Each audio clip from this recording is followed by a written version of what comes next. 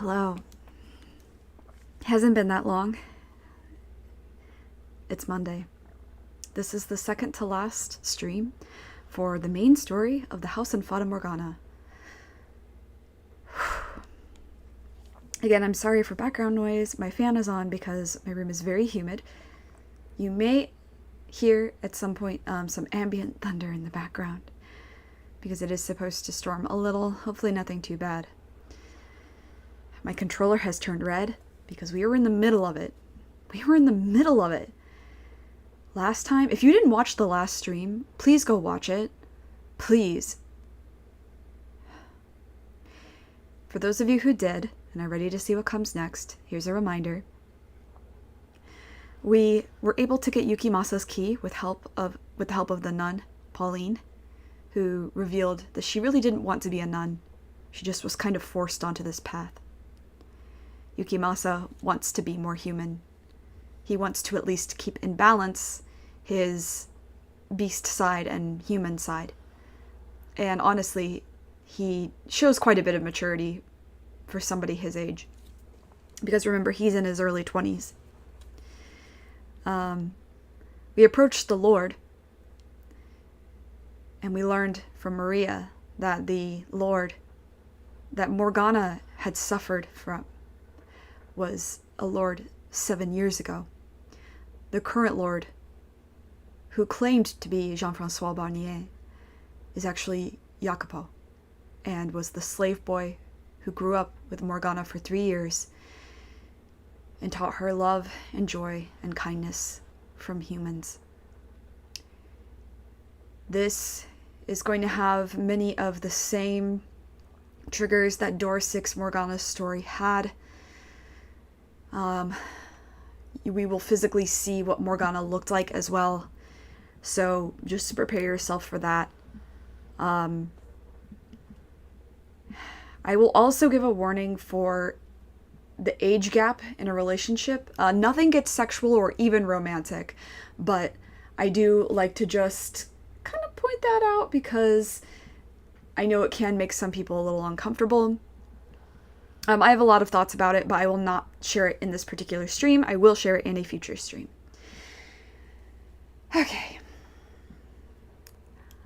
I'm staring into a pair of ruby red eyes, open wide with shock.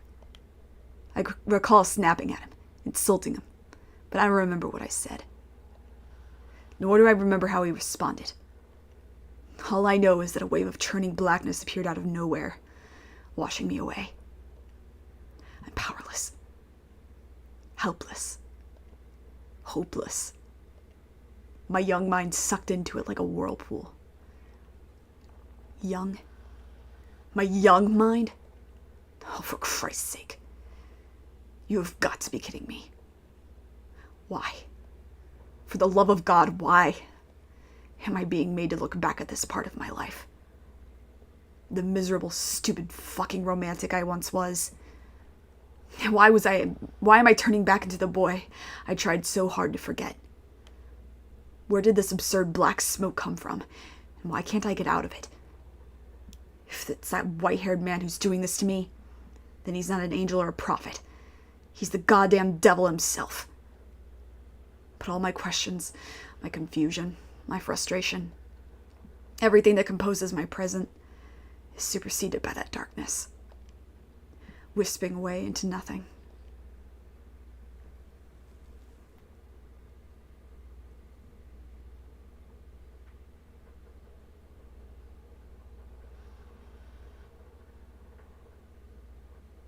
To be blunt, the world's a small place.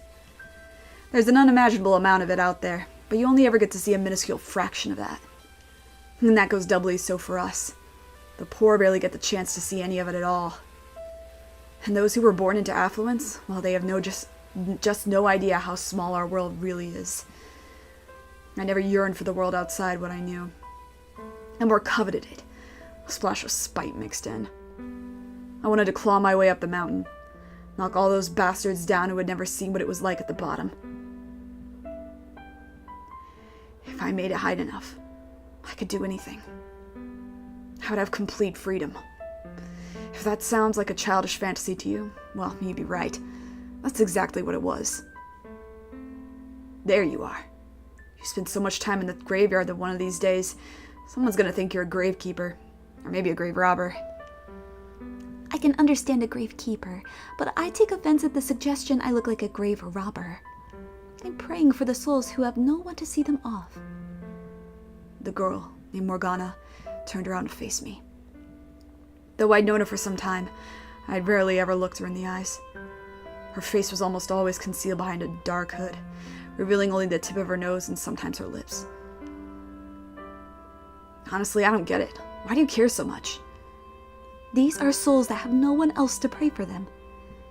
At best, they may get a bit of lip service from a priest once or twice. It's our responsibility to offer a helping hand to the sick and poor, to pray for the abandoned souls. What I don't get is why you need to pray for the dead at all. They're just bags of bones. I hope you enjoy an eternity in hell, blasphemer. Hey, that was uncalled for. I'm just joking, obviously. You take black humor to a new level. Morgana gave me a curt shrug, then turned away. She never faced anyone head-on for very long. She had a perfectly good reason for it. It wasn't because she disliked me or anything. I don't think, anyway. About 3 years earlier, something had happened that had caused large patches of flesh to fall off of her face. Supposedly, she had looked fine before then, but I only knew her as she was that time. The rest of her body was covered in wounds as well, but applying ointment to them had reduced the scarring significantly. Her face, though, showed no signs of recovering. A close friend of mine, a prostitute, said she thought it might be a psychological thing, but regardless, I continued applying the ointment to Morgana's face. Hey, come on, don't turn away from me. I know you can hear me. I brought ointment, so let me put it on you. It's a waste of time. You don't know that. Your arms look much better than before. It won't be long before your face starts healing too. The ointment isn't free. You're wasting your money. It's my money. I can use it however I please, so just shut up and let me do this. You're a very obnoxious man, you know. What was that? You want me to rub it in real hard, huh? Fine. With a forlorn graveyard as their backdrop, a young man applied salve to a girl's raw, exposed flesh. It was quite possibly the least romantic sight in the world. I would have, at the very least, preferred a somewhat more pleasant location. As the thought fluttered through my mind, I let out a defeated laugh, and I could soon feel her glaring at me. Morgana could be a bit standoffish, but honestly, I didn't mind. For her, this was actually quite sociable, in fact. When I first met her, she didn't act her age at all. Now she was starting to show signs of the 12-year-old girl hidden inside. 3 years prior, when I met Morgana, she had been the victim of unspeakable abuse at the hands of the Lord. I didn't know why he had done those things to her, and I didn't ask either, because I knew doing so would only reopen old wounds. All I know is that the Lord was so far gone as a human being as to brutally torture a 9-year-old girl. At the time, the only thing that ever seemed to come out of her mouth was the word of God. Everything she said or did was ostensibly for the benefit of others, but it felt to me more like she was acting out of some sort of sense of duty rather than genuine concern. Honorable, but ultimately hollow. I much preferred this Morgana, even if she could be a bit jaded. What are you hoping to get out of repairing my face? I'm not trying to get anything, I just want you to heal up. And here I thought you were going to try and make me work at the brothel. How many times do I have to tell you? I'm not going to make you be a prostitute. What other reason could you have for wanting my face to get better? Because I want to see it. Isn't that enough? Just so we're clear, that wasn't me hitting on you, okay? The thought never occurred to me. She felt quiet, sitting there motionless as I rubbed ointment into her face. Her skin beneath my thumb was rough and unpleasant to the touch, and honestly, rather stomach-churning. It was hard to imagine her face would ever heal. What I'd said about wanting to see her face was true, but what I wanted more than anything was for her to be able to live a relatively normal life. I hope you're prepared to be let down if I ever do heal. That possibility is just part of the fun. You have as much tact as a worm. No tact and bad taste. I'm a real winner. It's a wonder no one throttles you in your sleep. Being a guy, of course, I would have been pleased if she had turned out to be pretty with her face healed. But her life was guaranteed to be easier than now, no matter what she looked like. That was what really mattered, ultimately. I could only imagine how hard it was to have your life turned completely upside down at the age of 9. A large portion of us in the slums had our share of misfortune, but hardly any of them stacked up to what Morgana had to bear. She had no parents. When I'd asked about her mother, she'd gotten cagey with me, so I assumed she'd been sold off. When I'd asked about her father, though, she'd just pointed up at the sky, which I took to mean that he was dead. A young girl, no family, sent off all on her own to some strange land, somewhere along the line ending up in the Lord's cruel grasp. Misfortune felt like an understatement, if anything. That said, it wasn't just out of pity that I gave Morgana so much of my attention. The other reason, though, well, she'd probably go running if I told her. Hell, I wanted to hit myself over the head. I'll still be your friend, even if you turn out to be the ugliest girl in the city. You should be grateful. How's it you haven't managed to chase off everyone in your life yet? Oh, give him some time, Morgana, don't worry. Give him like 800 years. Act like a decent guy around other people. Do my best to fit in. Then why are you such a dolt around me? Just do my best to fit in. So you're saying this is my fault? Everyone could use a thorn or two, make them more exciting. You especially. Okay, that should be everything. Does it sting anywhere? Not particularly, no. Alright. Oh, also, finish up here and get back to Maria soon. Unless you'd rather I drag you there. Why? Seriously? It's your damn birthday, that's why. And? What do you think, dimwit? She wants to celebrate. Get back there soon, okay? I'm planning to drop by too. Okay? Okay. She gave a sheepish nod, which honestly was kind of cute. But of course I couldn't say that. So I shrugged my shoulders, feigning exasperation, and then turned to leave. Once I might have offered to accompany her back to the brothel, but Morgana never seemed keen on the idea of walking anywhere with me. Maybe she was afraid of grown men, after what had happened to her at the Lord's Manor. Or maybe she just didn't want me to be seen with someone who looked like her. So hey, I thought you were leaving? One day, I'll show you the world. I won't get my hopes up. Get your hopes up, damn it, I said with a soft chuckle, and took my leave. I had every intention of making good on that promise, and I had more than enough reason to believe I could.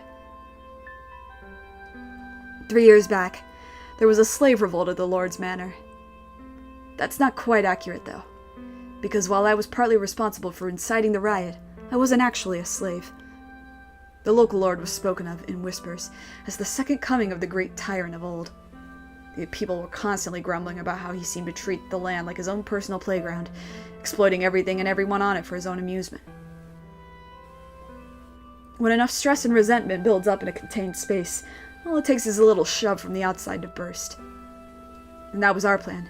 Me and a number of other dissatisfied citizens gathered together to pop that bubble and give the Lord a taste of how we felt about him.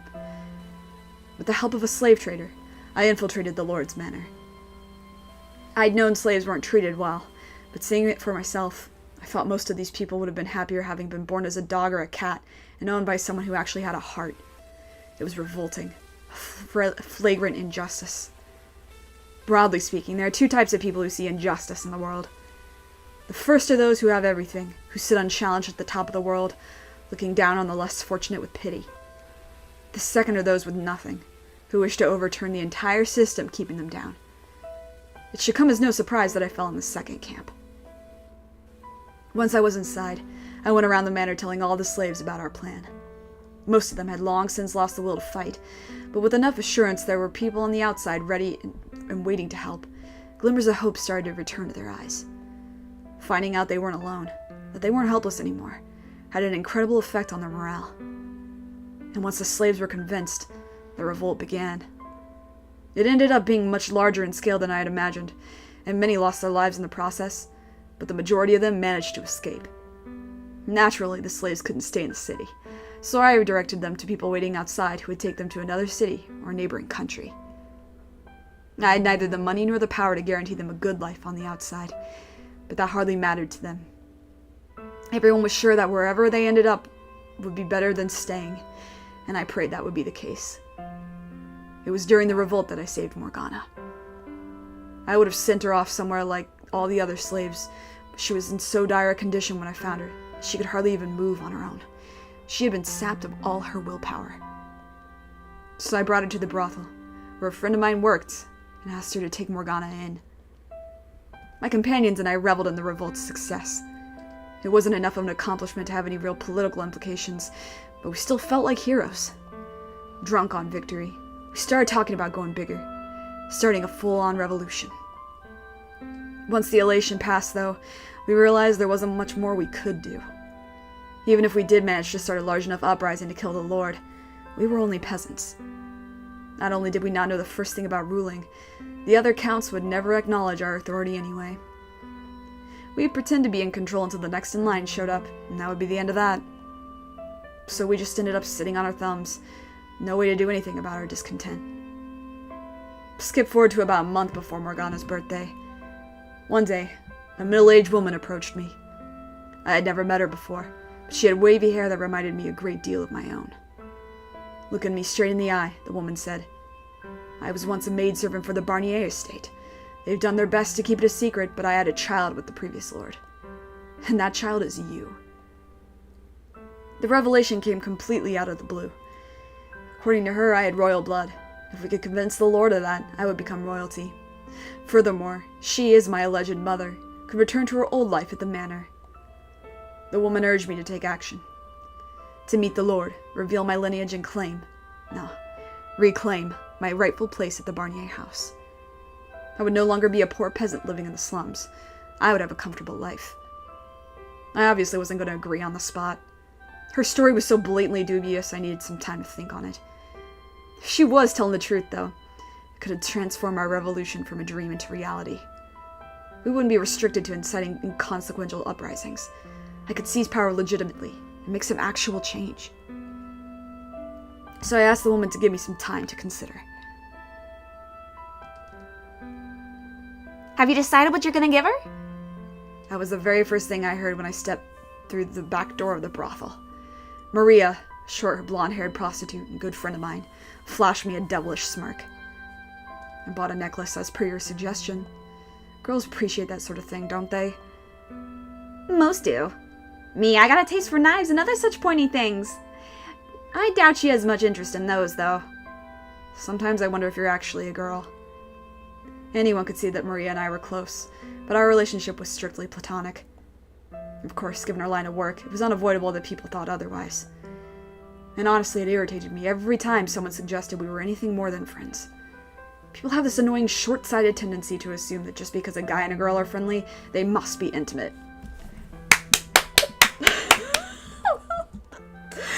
Oh, Jacopo. Okay, King, pop off. It didn't matter that she was a girl. I only thought of her as a friend. As best I could tell, that's all she thought of me as well. Maria and I first met when we were children. Even at that age, she was already a prostitute. Myself, a petty thief.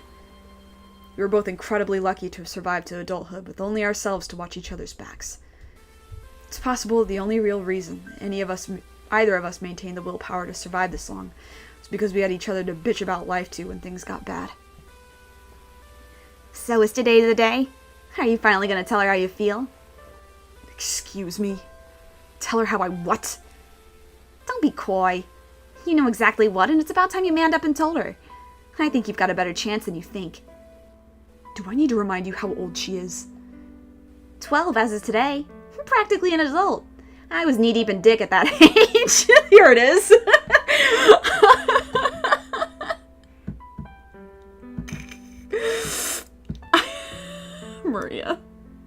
Maria, I love you. I was waiting for this line. I didn't think it showed up until Requiem, but we're here. I didn't remember that it showed up in this flashback. I was knee-deep in dick at that age. Okay. You're comparing her to you? The longer you hold off saying something, the more difficult it becomes.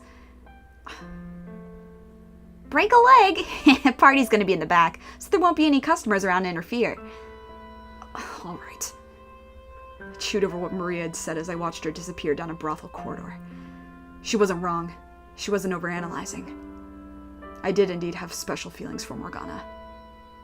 Women seem to have this strange, somewhat terrifying ability to read other people's minds. And Maria was a prime example of that. I had never once so much as suggested to anyone that I might think anything of Morgana, but Maria had somehow managed to pick up on it almost immediately. Fortunately, she didn't seem particularly bothered by the fact, though if anyone else were to find out, I could only imagine the looks I would get. I mean, Morgana was 12, and I was 22. That wasn't normal. I've never felt this way about anyone else that young either. Any other girl Morgana's age just looked like another kid to me. So why was she any different? She was covered in scars, and every other time we met, she would tell me to go to hell. She refused to walk anywhere with me. No matter how much ice I broke, I could never seem to get all the way through. Yet still, the world felt like it was just a little bit better place when I was with her. It made me want to see her smile, no matter how grotesque her face. How would I even go about saying it, assuming I actually did? Even if your face still isn't healed in 4 years, I'll take you as my lifetime partner, Morgana. God, no, that's terrible. There has to be a better way to put it. Now I was getting stressed out, and it was all thanks to Maria. It was supposed to be a day of celebration, not of fretting over stupid personal matters. Not long after I arrived at the brothel and made my way back to the back room, Maria and a handful of other unoccupied girls showed up. Morgana, who was supposed to be the guest of honor, was even more reticent than usual. The prostitutes chatted amongst themselves about work in unabashedly graphic detail, trading info on which customers were good and which customers were bad, all the while Morgana looking incredibly uncomfortable. You guys think you could maybe change the subject? Like we have anything else to talk about. Making the birthday... Oh, nope, never mind. I thought it was a third person. Making the birthday girl want to hide in a corner defeats the whole purpose, don't you think? Oh, no, don't mind me. I don't have anything I want to talk about. Morgana said in almost a whisper, her head downturned. At least eat something, then. The cookies are barely sweetened and dry as rocks, but they're edible. Yeah, go, you little bitch! You've got some stones to shit-talk my cookies to my face. Stop it, Maria. Stop throwing things at me. The other girls cackled as Maria and I bickered, hoping it might have elicited a reaction from Morgana as well. I snuck a glance over at her, but she remained expressionless. You are right about one... hard to tell who's talking in this kind of format. You are right about one thing, though. This is Morgana's day. So let's change the subject. Maria said with a little laugh, having hurled everything within arm's reach at me. Like I said, I don't have anything to talk about. That might have been Morgana. Like I said, I don't have anything to talk about. Sure you do. You just have to look a little harder. I'm not saying you have to reminisce for us. It can be anything. Let's see. Here's an idea. Are there any guys you got your eyes on? I spewed my tea all over the table. There is. And then I started choking. What? Seriously? Holy shit! Who is it? Tell me, who's the lucky guy? God. Oh, I can't wait to play Requiem. Everyone fell silent. Maria gave me a sympathetic look, and I knew exactly what she wanted to say. Sorry, kid, you ain't got nothing on God. Asshole. If you're gonna dream big, right? Yeah, I get where you're coming from, pining after the all-powerful, all-knowing God. I'm with you. You bald-faced liar. The grass might be a hell of a lot greener up there, but it's a bit far, don't you think? You're better off settling for the weeds down here. Did she just imply I'm a weed? Maria looked over and gave a wide grin at the sight of me grinding my teeth, then continued. Say the young man over. Wait, stop right there. Don't say another word. Whoopsie, me and my big mouth. I almost did your job for you. God damn it, Maria. This was not good. Like hell I was going to let her corner me into saying it here. I stole a glance at Morgana, but her gaze was locked on her knees. I couldn't see what, if any, kind of reaction she was having. Morgana, what she was trying to say is that I have to go. What? I have to go to the bathroom. Sure. Morgana got up from her chair and left the room in silence. I imagine I was making a rather flaccid expression, because as soon as Morgana was gone, Maria began cackling like a madwoman. My reply was the nearest object, courtesy of my throwing arm. Loser! How hard is it to just say it? It would have been easier if you hadn't cornered me like that. You think I believe you would have done it without a little nudge? I would have. Eventually. Eventually ain't gonna cut it. Now's the right time. And don't worry, me and the girls will make fun of you for getting your rocks off to little girls. That's not the reason I like her. Besides, I would wait until she at least 4 years before. Doesn't mean you can't tell her now. I think it'd do her wonders, really. She's, well, you know. So I think knowing someone cares about her will lighten the load a little bit. When she comes back, give her the necklace and tell her how you feel. And if she turns you down, we can all have a good laugh about it. Maria and a few other girls chuckled. As uncomfortable as she was making me feel, she had a point. Regardless of whether Morgana reciprocated my feelings or not, there was a good chance that just putting them out there would help in breaking down the walls she had built around her heart. And maybe one day, I would actually be able to see her smile. I'll do it. I'll tell her. It didn't matter if I came out looking like a loser. It didn't matter if Morgana wasn't interested in me in that way. What mattered was that she knew someone accepted her, regardless of her appearance or the things she had been through. And if by some chance there really was royal blood flowing through my veins, then I could make good on my promise to show her the world. I could put an end to her life of poverty and abuse, replace it with one of comfort and wealth. I could buy her even better medicine, something that could actually heal her face. If I truly were royalty, I could do so much more for her. Makes it sound like I want to be some kind of fairy tale hero or something. But honestly, I wouldn't have minded that. If I was going to make her happy, to wipe away all of her past misfortune, why couldn't I make it a little dramatic? Italians do be dramatic, though. It wasn't usually my style, but in this case, I wouldn't have objected to a storybook ending. This, though. No. This wasn't the kind of story I was hoping for. The heavy curtains separating the guest rooms had been torn to shreds, and they were splattered with blood. A man, apparently caught without enough time to defend himself, lay splayed out naked on a bed, his empty eyes fixed on the ceiling. The whole area reeked of blood. All I could do was stare stupefied at the carnage. What the hell? Why? How could this happen? My dumbfounded muttering went unanswered, though. The few who were still alive could no better make sense of the incomprehensible massacre than me. The sudden arbitrary upheaval of our world. The inexplicable, inescapable reality. Shortly after Morgana stepped out, I heard a woman scream from the front of the brothel. Next, a man shouting. At first I assumed it was one of the customers losing his temper over something, but the tone of the scream seemed somehow off or something like that. It wasn't long before the noise had escalated to alarming levels, so I dashed toward the source of the shouting. There's a good dozen men, bandits or maybe thieves, they seemed more organized, had raided the brothel. They slaughtered all the customers, stripping them of any valuables, and they tied up the girls, killing any who resisted. The first thought that rose to my panicked mind was that I needed to find Morgana. I needed to get her out of here, no matter what. I couldn't let her birthday turn into a tragedy. She had already been through enough, and I had to make sure she didn't suffer any further. I had to make her life into something good. I searched and I searched, but there was no sign of Morgana anywhere. Until suddenly, something just seemed to crash into me from behind, causing me to stagger. It took a few seconds for the pain to set in, which is when I looked down to see the tip of a blade sticking out of my gut. Blood streamed along the metal surface, and there were little bits of flesh caught on the edges. I I turned around just in time to see the man holding it kick me away. And before I had time to process what was happening, I hit the floor and lost consciousness.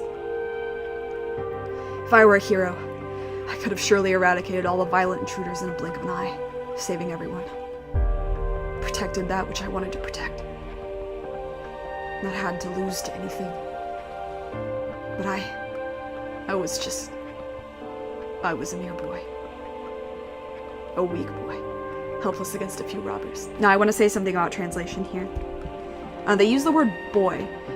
So in the Japanese, it is not shonen, which you would normally think of for boy, seinen. And if you actually know manga genres, you would recognize seinen. Seinen is for boys who are a little older, but not still fully adult yet.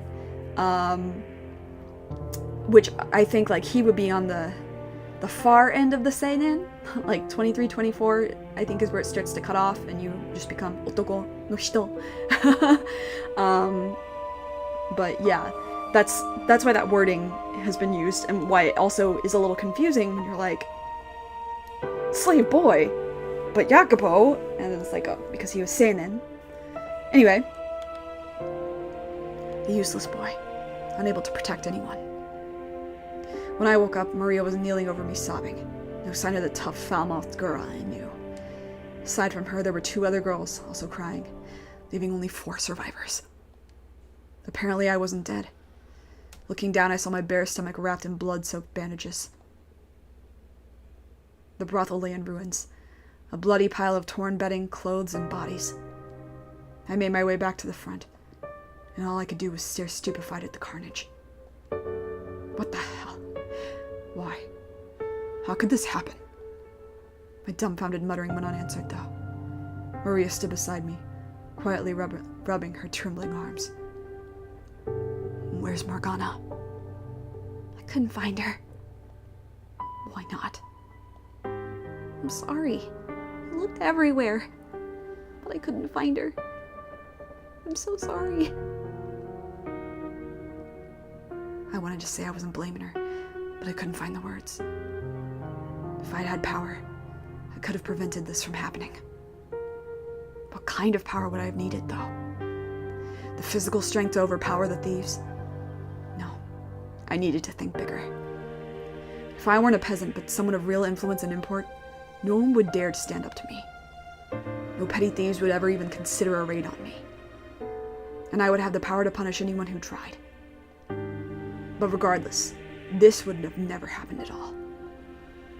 I was supposed to give Morgana a good life. To show her the world. To make her smile. If only I had power. Absolute unflinching power. If I had climbed to the top of the ladder when the chance was offered to me, this all could have been avoided. If only I had asserted my place as royalty a month earlier, as the woman who claimed to be my mother had urged me to. I wanted power. The power to keep everything I cared about safe. So anyway, the Riku Kingdom Hearts parallels here are pretty intense. The power to change this damned world. The power to stop those filthy thieves. The power to keep her by my side. I wanted power. I heard about the attack on the brothel. That you were hurt.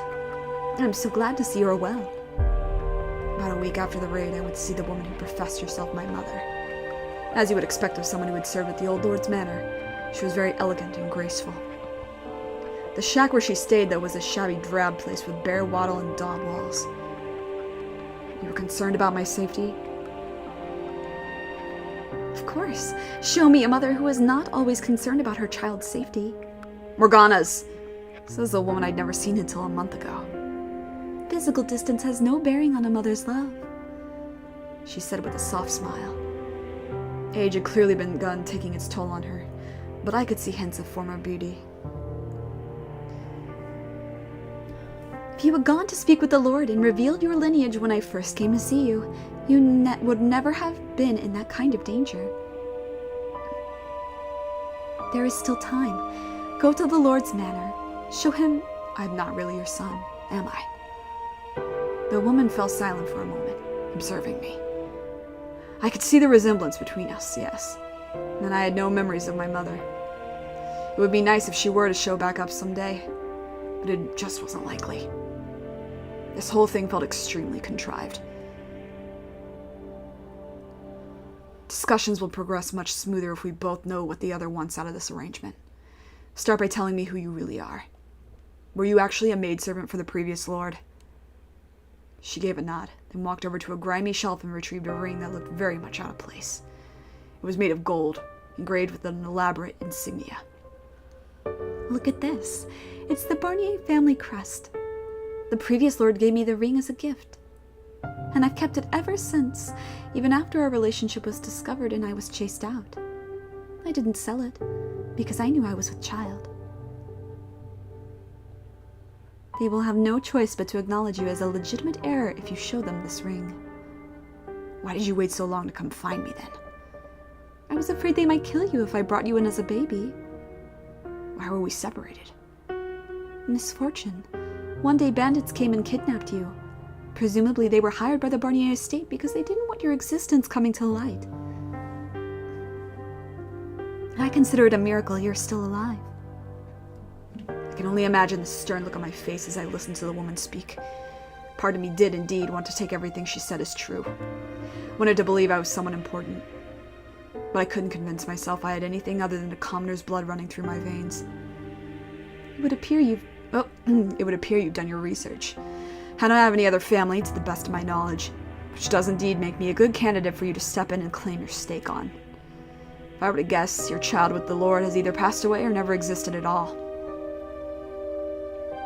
It's probably true that you worked at the Barnier's mansion, and it's probably true that you had relations with the former Lord. You were chased out, and now you live in poverty. You want to go back to your former, more comfortable life, and while you're at it, take vengeance on the current Lord.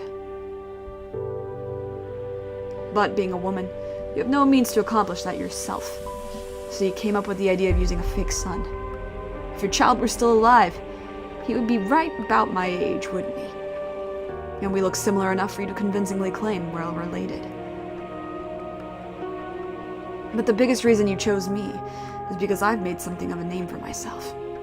Because I was one of the people involved in inciting the revolt 3 years ago. The perfect choice to spearhead a revolution. How dramatic. The man who set the Lord's slaves free was secretly his family. The people would eat it right up.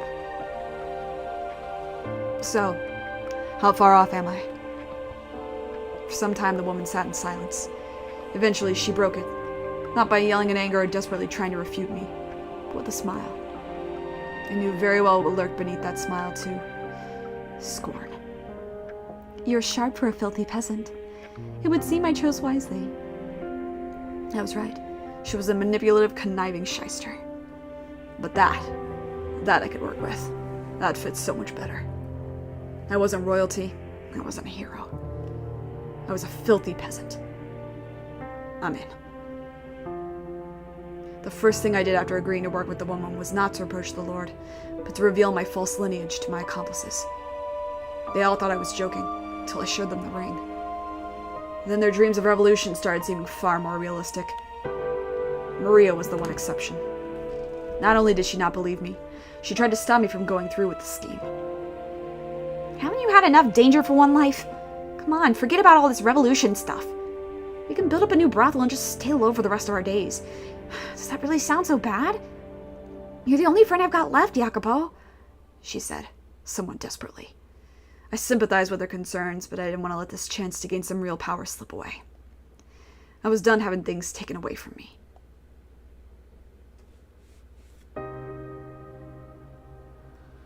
Hear me, my fellow citizens, who live in suffering at the hands of your supposed lord. Within me flows the blood of the previous lord. I am the rightful heir. Behold, the Barnier's golden ring. Proof that I am of noble birth. Victims of this terrible tyrant, the time has come to start anew, and I shall be the one to lead you down that path. The poor, the hungry, the deprived, all of you stand with me. My calloused arms stoked the flames in the people's hearts. When the assault on the Lord's manor began, they were inferno of righteous justice. No one was thinking straight. I was about the only one with something resembling a clear head amidst the chaos. If I were really a hero, I would have rejoiced in that glorious day, that momentous turning point in the city's history. I would have been honored till it led the charge. But this was all about one woman's avarice and desire for vengeance. This was all about one man's lamentation of his own weakness. I wasn't motivated by any desire to help these people. The Lord, backed into a corner, begged for his life. I decapitated him, then held his severed head up for the people. Their cheers and shouts filled the air, just like Mirashane. As they watched them rejoice, I wondered. And he's also Italian! Fuck. I wondered, was this the future that awaited me? Would the people come after me next? Was my head going to be in one of their hands someday? The king and the other counts acknowledged my royalty, though it was less because I had the Barnier's ring and more because they thought this was the best way to prevent things from getting any messier. So with their approval, I formally became the lord of the land. I also assumed the former lord's name, because despite his reputation with his people, it was a name people knew, one that held far more clout than my own. And just like that, my long-time dream of power had come true. That said, simply becoming the lord didn't mean everything had fallen neatly into place. Many of the local noble families accused me of acquiring my rank illegitimately. They waited fangs bared for me to slip up. They even tried to set me up on more than one occasion. I couldn't trust anyone. On top of that, if I took too long making the improvements I had promised the people, they would start saying I was just as much of a tyrant as the previous lord. There was only so much I could do at once, though, especially with my hands so full fending off the vulturous nobles. Exhaustion soon began to set in. This wasn't the world I was looking for. The one I wanted to show Morgana.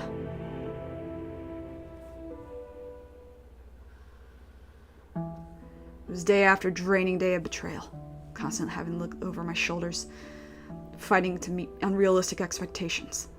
I was starting to lose sight of who I was as a person. Couldn't let anyone else see me looking weak. They would see it as an opportunity to take advantage of me, to manipulate me, to eliminate me. I needed power to protect myself from those people. Attaining rank was only the first step. I needed even more power. Enough to ensure no one would ever be giving me orders, could ever play me for a fool. I turned my attention first to bolstering the economy.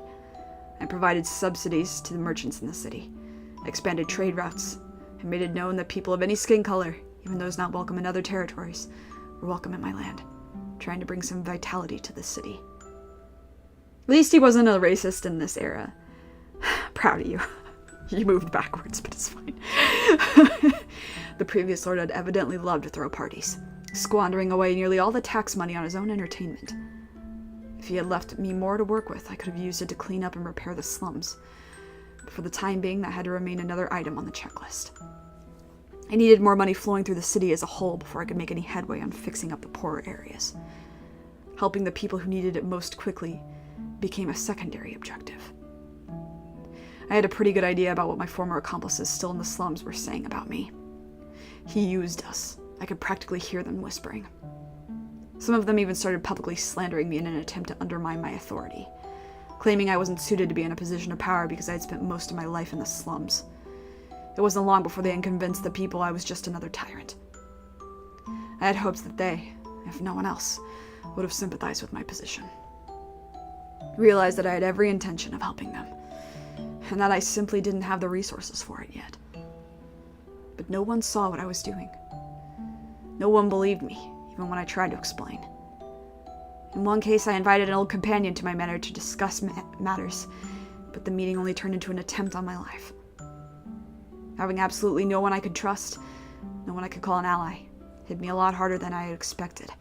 It twisted my worldview beyond recognition. I had no need for sympathy. I couldn't show care for anyone, otherwise someone would inevitably use it against me, old friends, strangers alike. In fact, those who knew me best, those who were aware of where I had come from and what I had been before, were the ones who fought the hardest to tear me down. Rules needed to be created. Punishments established. I couldn't allow anyone to take this power from me. Anyone who so much as suggested I had come from the slums, anyone who dared disrespect me, had to be eliminated. All threats exterminated before they could reach me. Somewhere along the line, I lost sight of my original dream. Lost all my desire to do right by the people I cared about. Hell, I didn't even have anyone to do right by anymore. Why did I need to climb to the top of the ladder so no one could kill me? Why did I want money so no one could mock me? Why did I want power so no one could oppose me? 4 years passed, and I found myself in a very, very distant place. Miracle blood. Sounds like a sham to me. You never know. They say the sound of her first cry brought rain to the land where she was born, saving the whole village from drought. And they say her blood has the power to cure any disease. One day, a curious rumor came to my attention. The kind of whispering I wouldn't usually put much stock into. It was said that there was a witch living in a cottage by the lake. Few had ever seen her face, but they claimed she had the same voice as a girl who had supposedly performed miracles several years earlier in a faraway village. The people loved their stories of heroes and miracles, and if I could show some support for the churches, then maybe people would stop complaining I was focusing too much on the economy. So I devised a plot to capture the witch and make use of her miracle blood. I would establish a new church, have it be run by a nun the city had been fawning over for some time. They called her the Saintess. There I would take the witch's blood and call it a miracle medicine, distributing it in exchange for tithes, which the people would certainly come in for in droves. And if the blood somehow did happen to have special powers, then that would make the scheme that much more effective. I'll worry about the veracity of the rumors later. Right now, all I want is for you to capture her and bring her to me. I was too busy to handle the capturing the witch myself, so I went and found someone to handle it for me. He was a former slave who had, several years back, massacred an entire carriage of slaves and the slave traders transporting them. Obviously not an upstanding citizen, but there was little doubt he would have any trouble apprehending a single witch. The biggest reason I chose him, though, because he was enamored with the nun. I honestly thought it was rather hilarious, a murderer falling in love with a nun. I had been expecting the man to object, but he agreed almost without hesitation. There was a mansion on the outskirts of the city, which the previous lord had built for himself and had gone unused since his death. It was there I decided to keep the witch, and it was there I decided to establish the church. The nun would have ample space there to provide temporary shelter to the sick and needy. I thought, with what little remained of my conscience, that I was doing the right thing.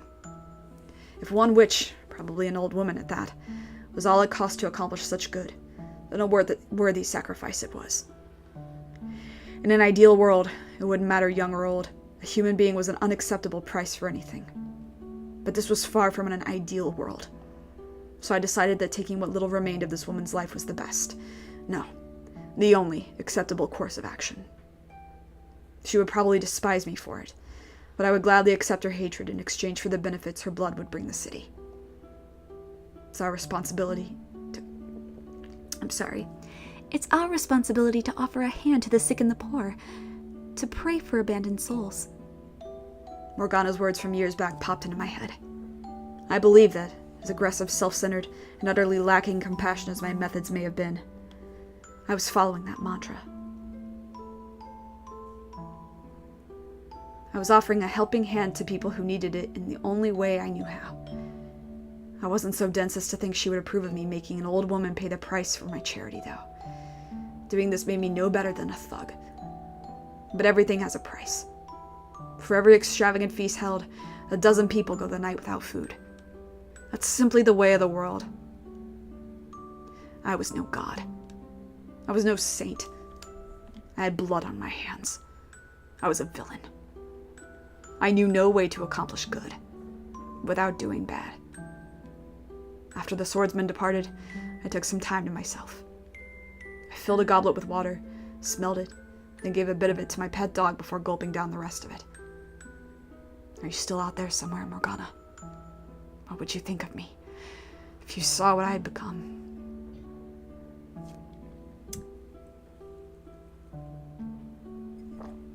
Several days later than originally planned, the swordsman finally arrived at the mansion.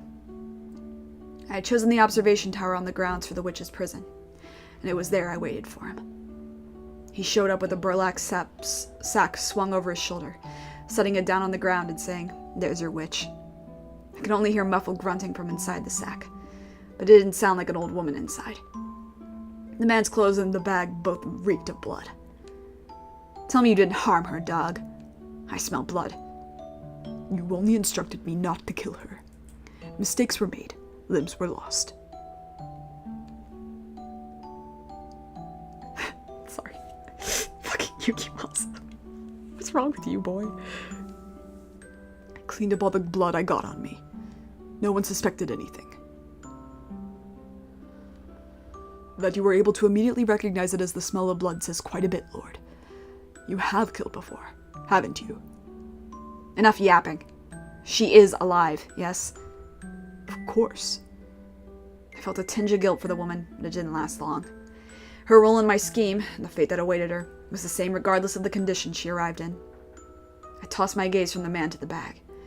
He crouched down to untie it, revealing a young girl with one arm severed.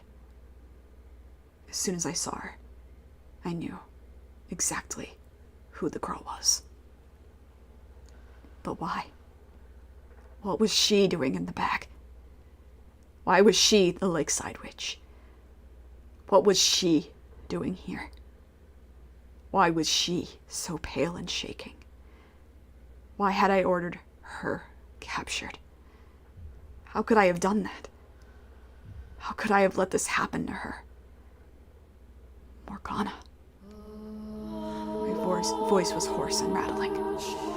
She looked up at me, her face just as disfigured and hideous as it had been 4 years before. My mind flashed back to her birthday, to when I had considered offering to take her as my lifetime partner if her face hadn't healed in 4 years' time. "Is that you?" "Oh, sorry." Is that you? Her question yanked me out of my memories. You remember me? Did Morgana remember me? The 3 years we had spent together. What kind of person I had been. The boy who had refused to give up putting ointment on her face. Those horribly unromantic encounters at the graveyard. Her taking shots at me taking shots at her. All that time we had shared. How could I ever forget? Morgana. She remembered me. How could I ever forget all the pain and humiliation you put me through? How could I ever forget the blood sabbats you so loved to hold? What was she talking about? Haven't had enough, have you? Leaving scars on every inch of my body wasn't enough for you?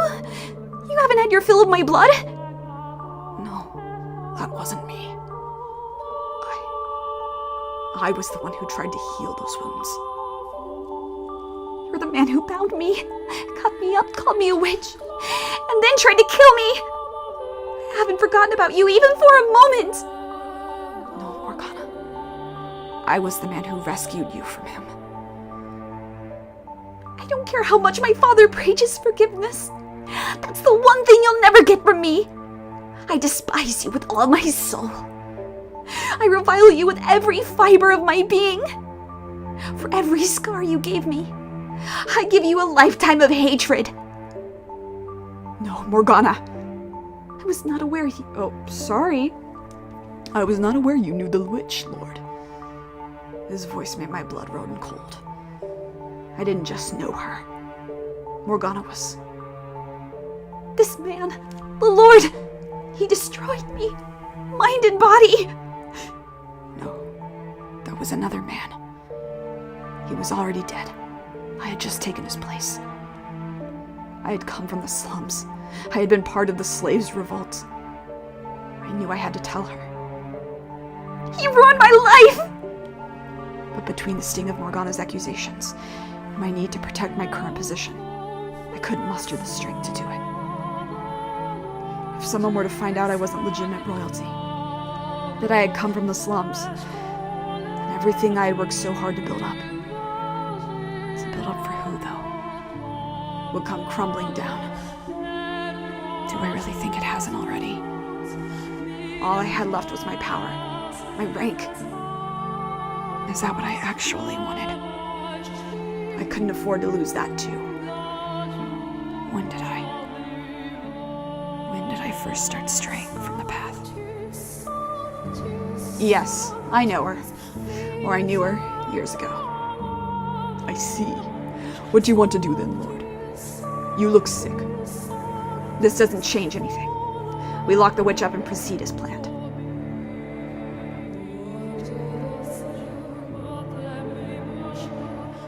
Why? Why couldn't I tell her the truth? How? How could I keep her imprisoned? What had I wanted power for in the first place? Would anyone ever believe me? If I said this wasn't how I wanted things to turn out.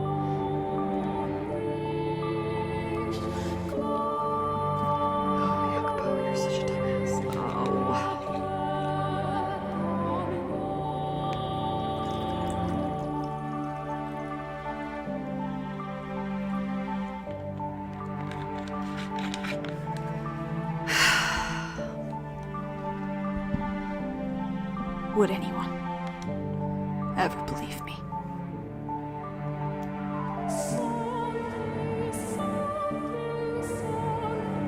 Before me floats a man, twisted and writhing in pain. Although whether what I'm looking at could be said to resemble a human is a difficult question. His hazy, indistinct shape, on the precipice of being consumed by darkness everlasting. I know very well what I'm looking at. The moments before a man's soul shatters. Did I do the same thing to him that Morgana did to me? Was it I who summoned the darkness? Who laid his past bare? Who forced him to relive those events? To experience once more everything he felt, everything he thought? Who put him through that despair a second time? I can only imagine how he must have felt, causing someone he once cared for so much pain. The things he did are abhorrent, more than deserving of reproach, and it would undoubtedly be easier for him to simply vanish into the eternal abyss. But I can't allow that to happen. He still has work to do. His story is essential. It's almost certain Morgana still doesn't know who he really is. He needs to face her, to reveal the truth with his own words. That's the only way we're going to get her to have a change of heart. That's not all he has to say to her either. So I must bring him back, pull him out of the darkness. I grab the man by the arm and begin scouring the blackness for an exit. After some time, I see a speck glistening high above, so I make my way upwards, back into the harsh light of the real world.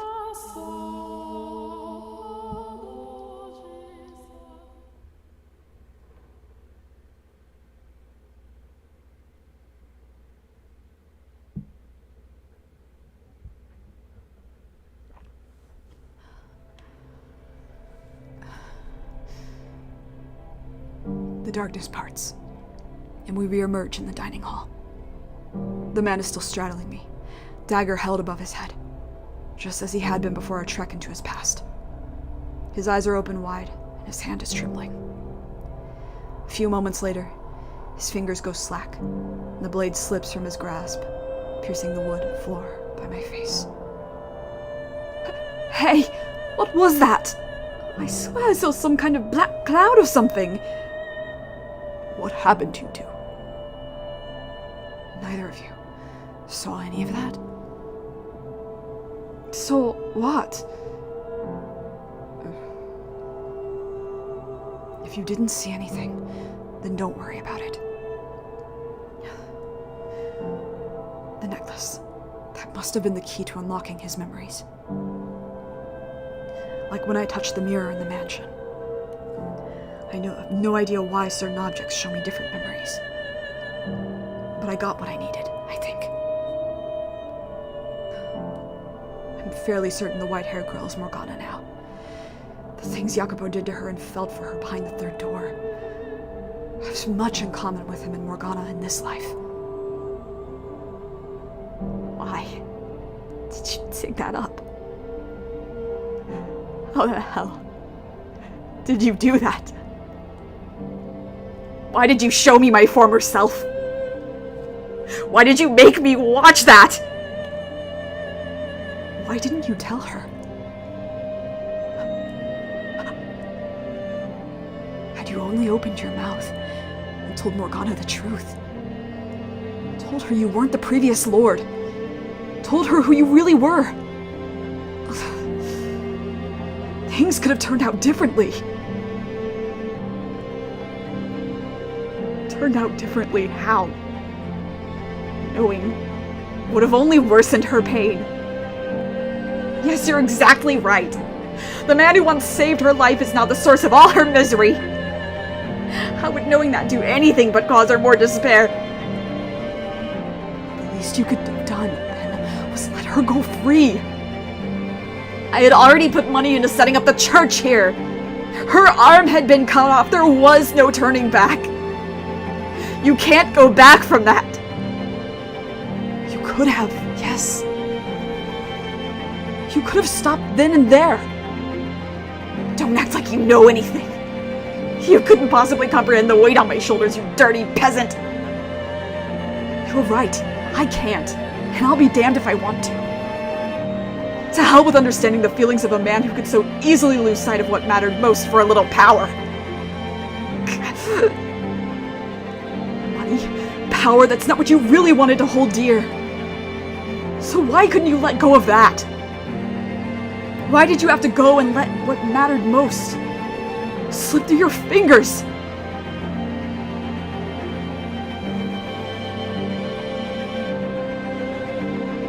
Had you done anything, it wouldn't have come to this. I couldn't have people knowing where I came from. I needed wealth, rank. No, you didn't need any of that.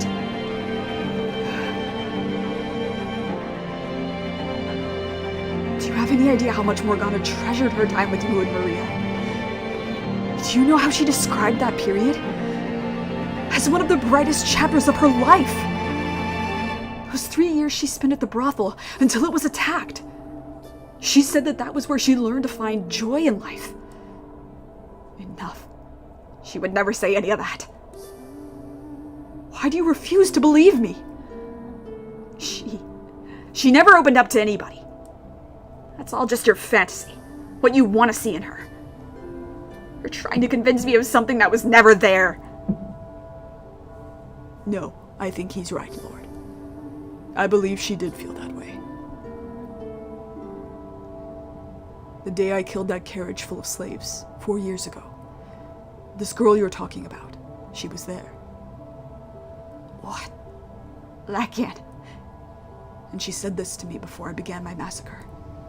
I'm sad because I didn't get the chance to show my gratitude to people very dear to me.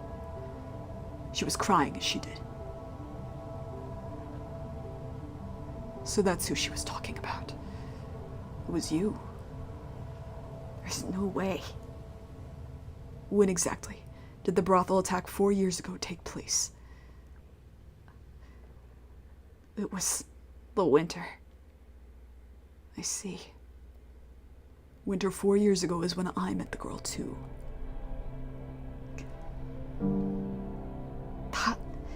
That reminds me. She mentioned something unpleasant happening to her 4 years ago during one of our conversations. That she was forced to part ways with the people who taught her that humans are capable of kindness. She was talking about you.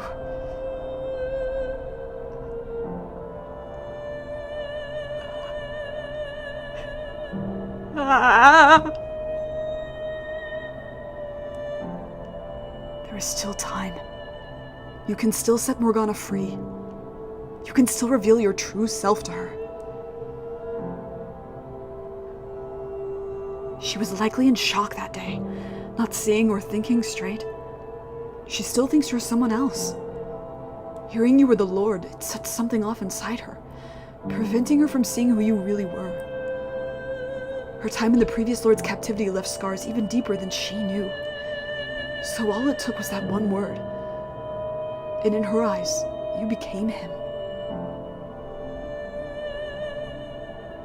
Which isn't to say you haven't caused her much pain yourself, but I still believe your truth is the key to allaying her hatred. It will change her perception of the world. I'm certain of it. So please, release Morgana and spill your heart for her.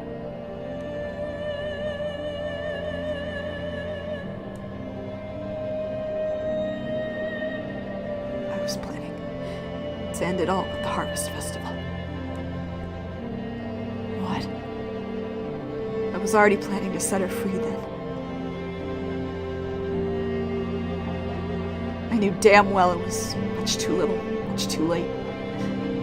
But I needed an excuse to face her. Some occasion to give me that last nudge. So I told myself, it's gonna be the day. That's when I'm gonna do it. But you had to show up out of nowhere, digging up my past, throwing all my plans out the window. You still think I'm the reason your carefully laid plans fell apart? I'll let her go during the Harvest Festival. Tomorrow she goes free. Tomorrow is too late. What difference does it make? When the bell tolls noon on the day of the Harvest Festival, Morgana dies. I've had more than enough of your so-called prophecies. I'm done. Why do you still refuse to believe me? I'm not making anything up. I'm from the future. I know how this ends. Having an occasion and a plan can certainly make it easier to take action. But you can't just wait for the right occasion for everything. Sometimes, if you don't act on something as soon as you decide to do it, you'll miss your chance. In your next life, you make the same mistakes. You lock someone up that you care about, eventually causing her to break down entirely. And you're so fixated on waiting for the right occasion, you completely destroy any chance of salvaging anything. If you're set on releasing her, then release her! Jacopo! Stop being so damn fixated on your occasions already! Enough.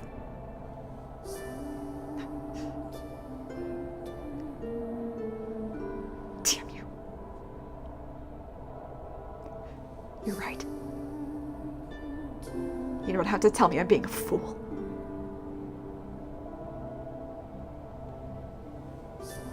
I'll do it. Right now, I'll do it. I'll release her.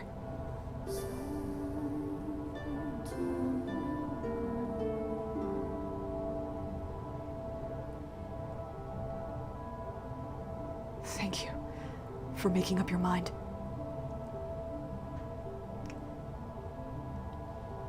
I didn't make the lock require three keys because the weight was too much to bear alone. It was because having others with me would force me to keep up the Lord facade, to prevent me from letting anything slip. Oh. Maybe I was just waiting, hoping someone would betray me, make me pay. Pathetic, I know. You can have the necklace. It belongs to you. Though I doubt Morgana will accept it, I hope you'll still attempt to give it to her yourself. Will you do that? Where did you get that anyway? From Maria. I thought she would have thrown it out by now. I assume she doesn't think very highly of me. Be honest with me. She was planning to kill you. Ah. Maybe that would have been for the best.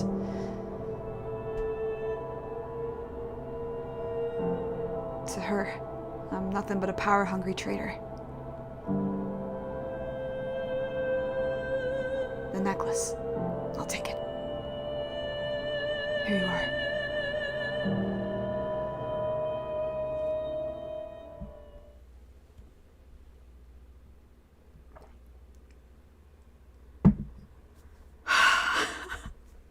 Fuck. I'm just gonna go ahead and open my thing of tissues now, because I know I need them in a second. I'm really proud of myself for not breaking down. I got close. Oh man. When he takes the necklace, Jacopo looks as though he's on the verge of tears. Whether from the pressure of not wanting to lose face, or simply because he's no longer able to, he doesn't actually shed any, though. The other two just stand and watch him quietly. Neither of them saw the vision of his past, but they don't pry either. Our exchange was probably sufficient to give them an idea of what happened, even if they don't know the details. Clutching the necklace in one hand, Jacopo takes up the head of the procession to the observation tower. And while it lasts but for a brief moment, I see an image of the young man he used to be and his slightly slouched shoulders. Oh, God, fuck. Oh, I'm so sorry in advance. I know I'm gonna cry. Oh, fuck. Okay.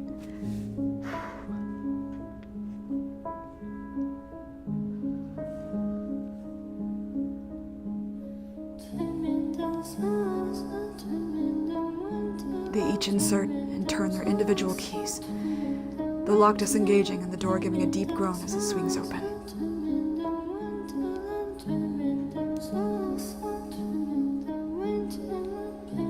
Beyond it, a spiral staircase extends high to the sky. Every time I've climbed these stairs, it's always been a solemn affair. And now is no different. I've succeeded, though. I've got them all here, ready to set her free before she's supposed to die. I have changed the past. Giselle. Can you hear me, Giselle? I made it in time. Now Morgana doesn't have to die tomorrow. I did it. Giselle.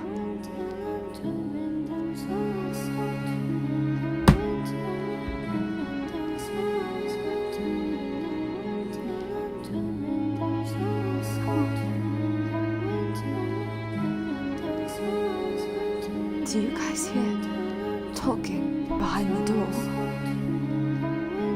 Is there someone else in there with her? There couldn't be. It's only Morgana. Stay with me, please. Come on, you can't give up now.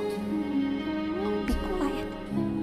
As if you have any idea what I'm going through. Of course I do.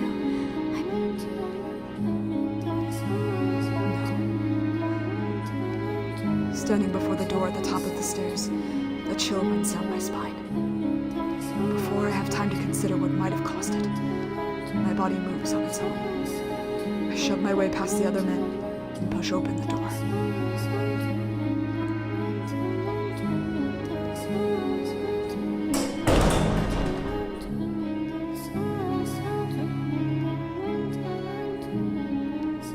I know. I'll come up with something pleasant to take your mind off things. I'll come up with a story. A story. How about this? A dove flies in through the window up above, a piece of parchment tied to its leg. It's a letter from a prince of a neighboring land.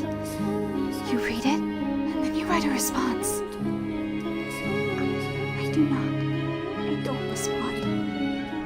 After exchanging letters back and forth for some time, the prince comes to find you. I'm not going to fall for your stupid fantasies. Holding on to something, even a fantasy, is better than believing in nothing at all. I don't want you to give up hope. Baseless hope only breeds despair. Not that you would know that. Besides, if anyone's going to comfort me, I don't want it to be a prince. There's only one person I want to see.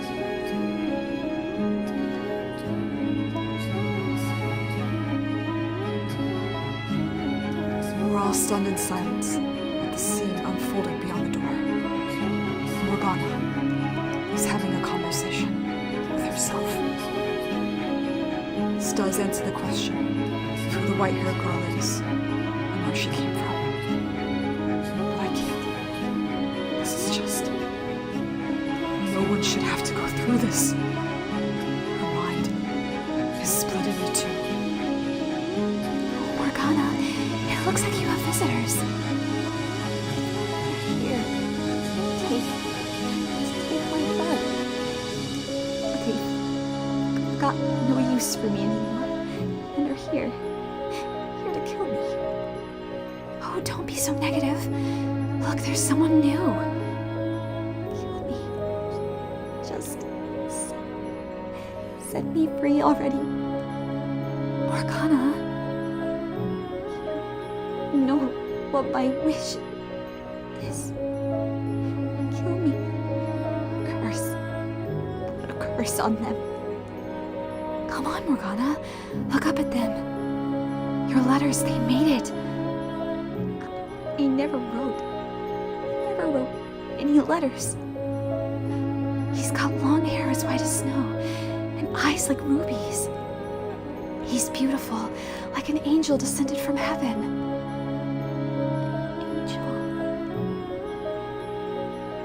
Morgana. Oh, sorry. Morgana.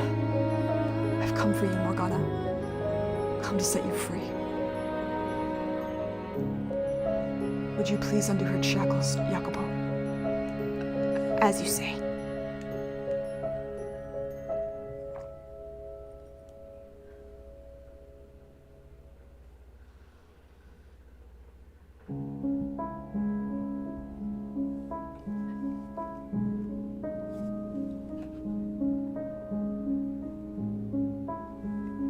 Morgana. Angel. Can you hear me, Morgana? At long last, I have the chance to hold you while you're still alive. I'm here to get you out of this tower. You have nothing to worry about anymore. You can go outside again. See the sun. You can go back to your old life. Angel. Morgana. Angel. No one's going to hurt you anymore, Morgana. And the three of them by the door, none of them had any malice for you. Angel. You're free. You can go free again. You can have a normal life. No one is going to take any more of your blood. Angel. Please, Morgana. Please stay with me. Don't you want to leave this place? I'm going to set you free. I'll take you back to your cottage by the lake. I'll get you medicine. I'll help you with anything you need. If you want to go somewhere far away, I'll take you there. I'm begging you. I've waited so long for this moment. Morgana. I've been waiting so long for God to send an angel. Are you an angel? Are you an angel sent to deliver me from this place? Please deliver me unto my father's presence.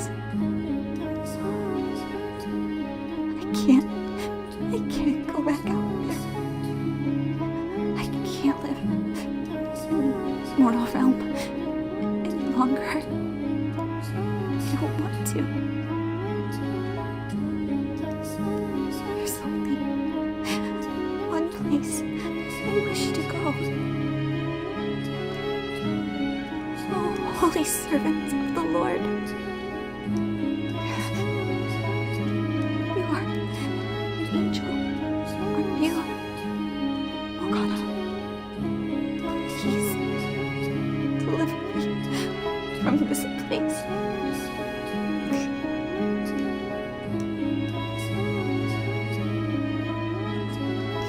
Yes, that's right. I am. For now, yes, I will be.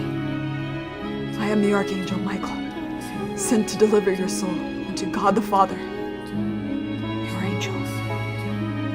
I have descended from heaven above. That's wonderful. Morgana, His father. Is he proud of me?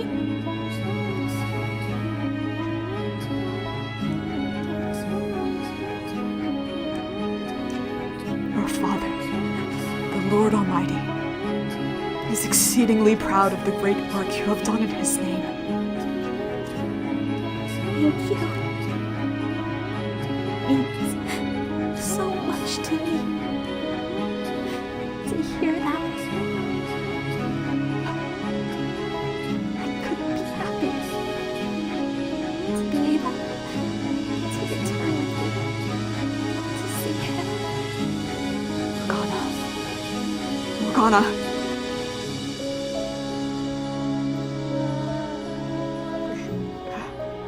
Ah! Morgana!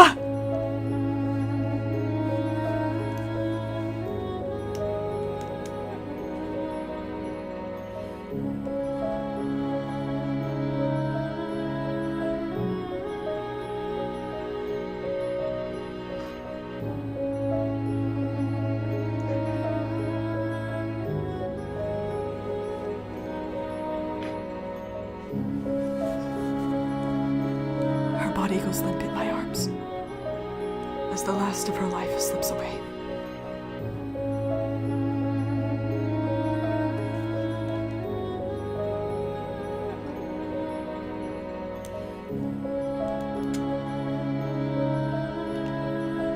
There should have been more than enough time to spare, but still, I failed to save her life. At the very least, I hope I was able to provide her some comfort in her final moments. I'm allowed to think that, aren't I? We were too late. But why?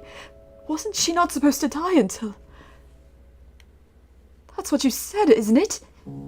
That was how it's supposed to happen, right? So how come we didn't still make it? Why didn't you do anything? Why did you just let her wither away like this? Why? Answer me! I have no answer for you. I had no idea she had deteriorated so badly.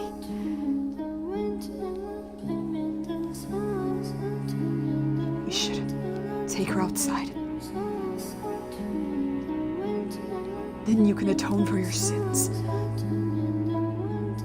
But first, we need to take her body somewhere clean. Death does not mean you are free of pain. We need to ensure her soul can depart in peace. You will see me objecting. You need to say now what you were going to say to her. You must let her know the truth. She's dead. What good will it do to reveal my feelings now? Are you really that dense? Of course it will do good. Her physical body may be dead, but her soul is still here, watching everything, listening to every word you say. I don't believe in souls. Well, I'm begging you to change your mind.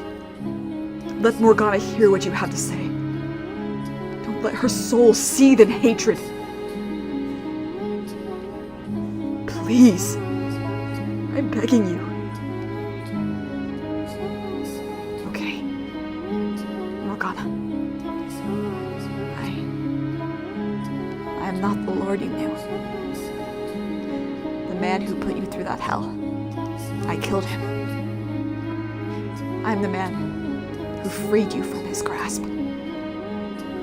I'm the man who spent the next 3 years with you. We were poor, and food was scarce, let alone good food. But those were happy times. Just about every day, I'd come to rub ointment on your face. I'd tell you to look at me, and you'd reluctantly turn my way. I used to think a lot about the face you'd make when you finally gave in. And then there was Maria. I can only imagine how obnoxious you thought the two of us were when we were in the same room together. You sitting off alone while me and Maria go at it, not making a peep, me always trying to sneak glances at you. There's so much I never managed to tell you. And I hate myself for being too weak to put any of it into words. I could apologize, but I doubt you'd forgive me. And I don't want you to either. I just want you to know that this isn't how I wanted things to turn out. What I wanted more than anything was to show you the world. But instead, all I managed to show you was the inside of a cold, dark tower. Not the beautiful, unimaginably wide world outside these walls, but a tiny, filthy corner of it. I did this to you. I took everything from you, when I should have given you everything. However much you hate me, I deserve every last bit of it, and more. I was ready to pay with my life, if that's what you wanted. I was ready to do absolutely anything. This wasn't how I wanted things to turn out. I waited too long to bring myself to take action. Morgana, the man there, he told me you said the 3 years you were with me and Maria, the brightest days of your life. Well, they were for me too. I loved you. It's everything. Did any of what he just said make it through to you, Morgana? I pray with all my heart that him opening up will have even the tiniest effect on how you feel. Morgana, I also want to apologize for everything I did to hurt you. I feel terrible about it. I really do. And yeah, I know that's not enough to make up for what I've done. So I want to make amends, whatever it takes. If you want me to give you my life now, I will. Or if you want me to spend the rest of my days paying for my sins, I can do that too. I am an irredeemable monster and a killer. I take pleasure in hurting people. You were right to be afraid of me. I am genuinely sorry for what I did to you, though. I never wanted to see you dead. Sorry. I can't come up with anything better to say.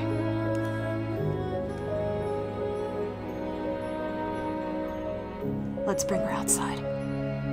Would you carry her body, please? You should be the one to carry her. You're far better suited to the job. My right arm is in no condition to be picking anything up. I'll help you lift her then. You said it was my words she needed to hear most, but ultimately, it was you who saved her. And me, who made that necessary. She wanted to be delivered to God by the hands of an angel, so the angel here should carry her. I can't. It wouldn't be right. Please, would you do it for her? Very well.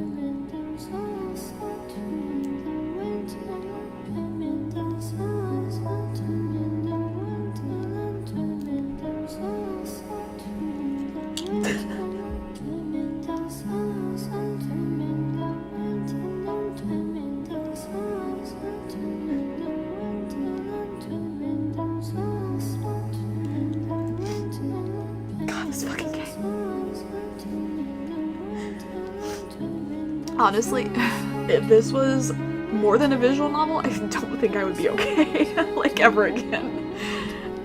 I don't think I would be able to stand the physical act, like watching the physical act of Jacopo putting that necklace around Morgana's neck like this, but...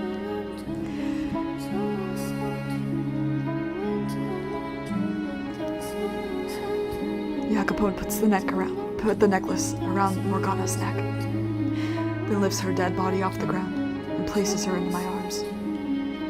He opens the door, heading the four-man procession out of the tower, as he had in. I walk at the back of the line. Each step they take down the spiral staircase is slow and ponderous, as if weighted down by the knowledge of their sins. That they must make their way to the place they will make their atonement. I wasn't able to prevent Morgana's death, but I was able to uncover the truth. I accomplished something. The sum of everything I did these 3 days should be enough to change her heart and change the course of their next lives. They should be able to avoid the tragedies I witnessed through each of their doors.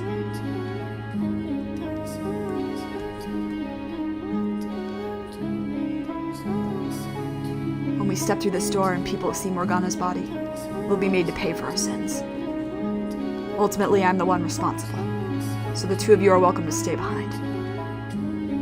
I'm coming with you. The girl died because of the things I did. I can't just pretend I didn't have anything to do with me. I don't want to. I never had any intention of fleeing. You may have been the one running the operation, but I did just as many terrible things as you. Well then. Say, Michelle. Yes? I figure this is probably my last chance to say it. So, thank you for convincing me to hand over my key. For giving me the courage to open my eyes. You always had the courage within you, Mel. You simply needed a little help finding it. It wasn't my strength that allowed you to take action, but your own. Sure know how to make someone feel better about themselves. I'd like to be a little stronger next time around, if there really is a next life. I'd like to be strong enough to face whatever comes my way. To not run away or try to ignore it. I have no doubt you will be. The trials you were made to face are great, and very few of them of your own making. Yours is a tragedy of circumstance. Feelings kept secret and good intentions gone wrong.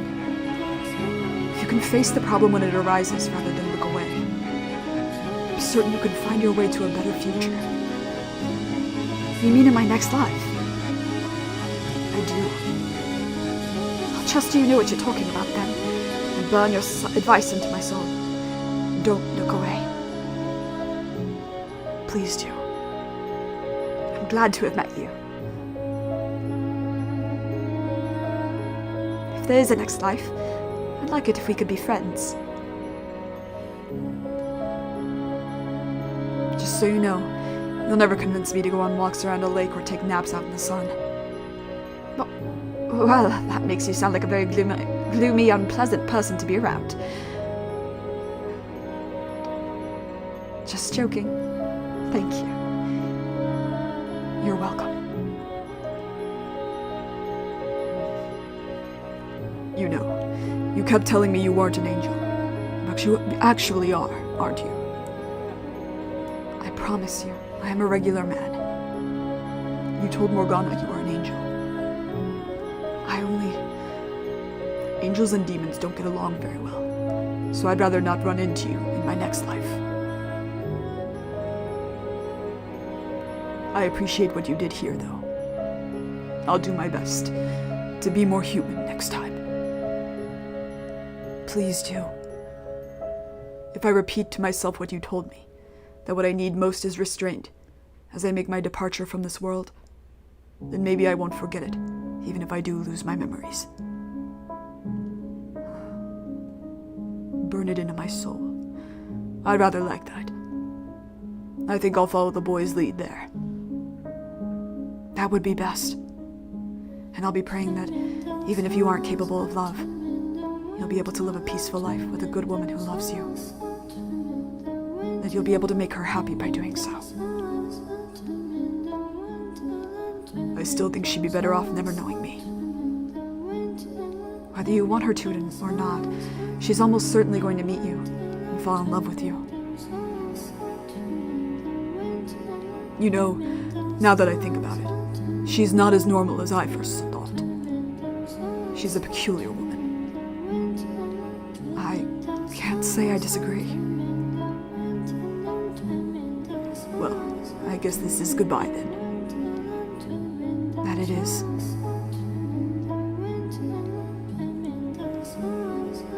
I know everyone else is doing it, but I've got nothing to say to you. I didn't expect you would. Though I suppose I do have something I'd like to say to you. And what might that be? Be more open with yourself. If you had only put your feelings into words, things would have turned out differently, both in this life and your next. Coming from you, a man who looks even more closed off than me, that rubs me very much the wrong way. Very fair. Very fair. Do I really look that closed off? In more ways than one, yeah. That part of me is deeply ingrained.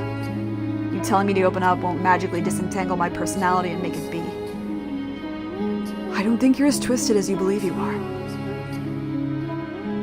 You just need modern medicine and therapy, Jacopo. I'll consider it. If this next life nonsense you're selling is true, please do. Lord have mercy. One hell of a man certainly busted his way into my life. The last thing I expected was for an outsider to be the one to get us to open that door. Impressive work for one man. It was not only my doing. I had help from a number of people. And it was you, Giselle, who did the most in getting me here. I'm not as big a man as the three of you make me out to be. Before this, I'd lost so much, I felt utterly powerless. I was on the verge of abandoning all hope. But having the opportunity to meet all of you, to spend time with you and the people around you, did a great deal to revitalize my spirit, despite the atrocities involved. So I thank you. I pray your next lives may turn out better.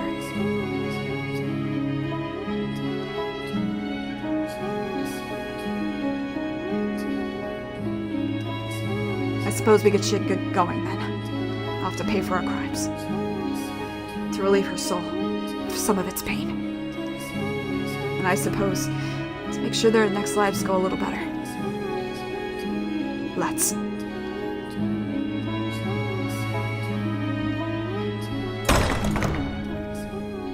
He places a hand on the large door, then takes a step forward.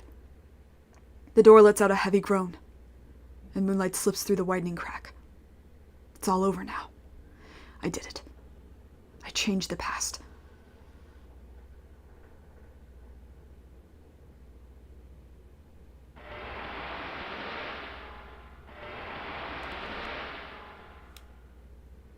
What? What the hell? What I see beyond the door is not the nighttime courtyard. The sun hangs high in the sky, shining down on the blood-soaked grass. Why? What's going on? That's when I notice the weight of Morgana's body is gone from my arms. And then... out in the courtyard. Mel! Nellie! I see a flaxen-haired girl vomit blood and fall to the ground. A young man kneels over her and takes his own life. No! There are dead and dying townsfolk all around the nun. The swordsman is skewered as he scrambles to reach her. And at the door just to my back, Jacopo! The Lord lies unmoving, slumped against the wooden frame in a pool of blood. How can this be? We were all just talking not a minute ago. How the hell did we go from that to this. Why? Why, damn it? I changed the past, did I not? I steered them away from this outcome. I changed. Oh.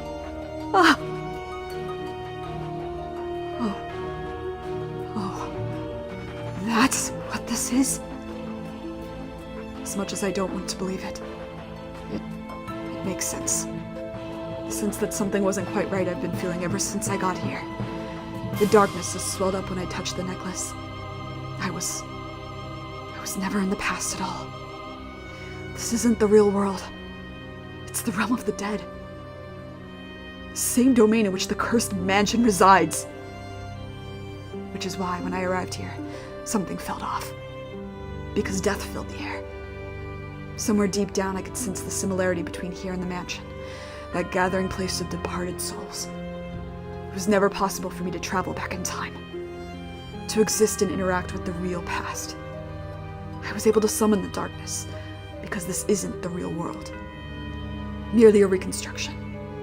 A projection of their souls' memories. It was all set in stone long ago. None of the time I spent with any of them was real. Every emotional moment I thought I shared with them was all an illusion.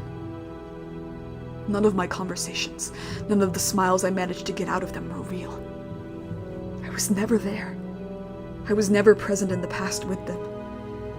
I'm currently sometime after all that, sometime beyond the era Morgana lived, beyond the 17th, 18th, 19th centuries.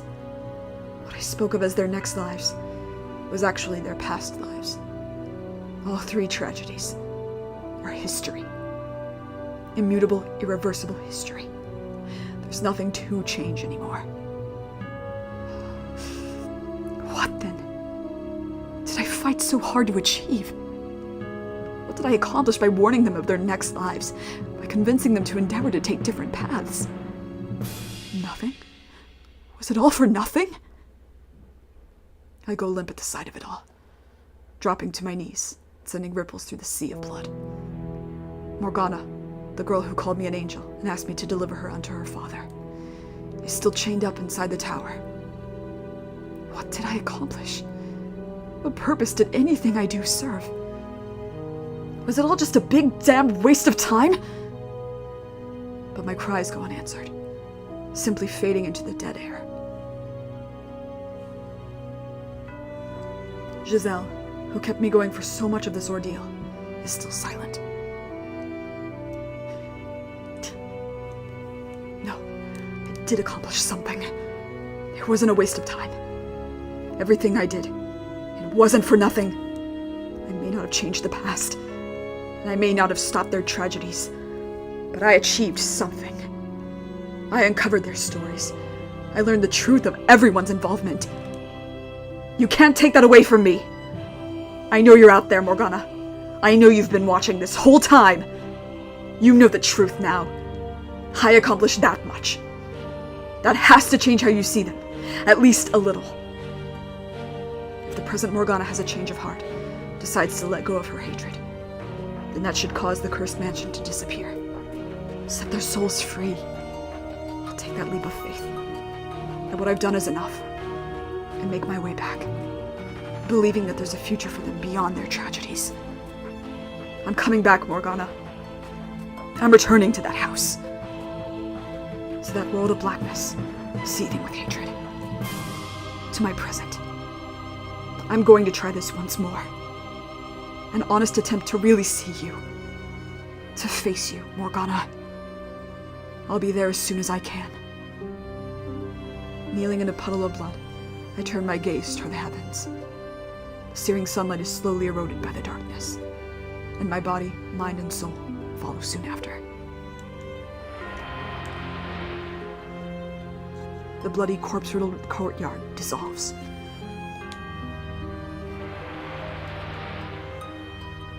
And I find myself once more in an utterly lightless void.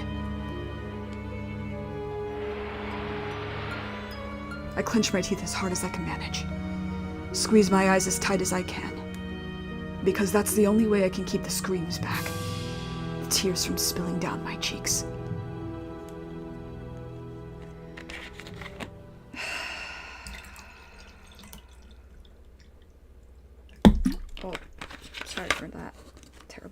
eyes. Oh boy.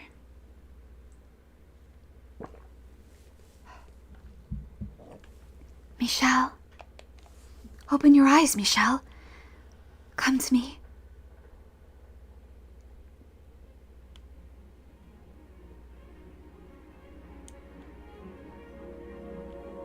What?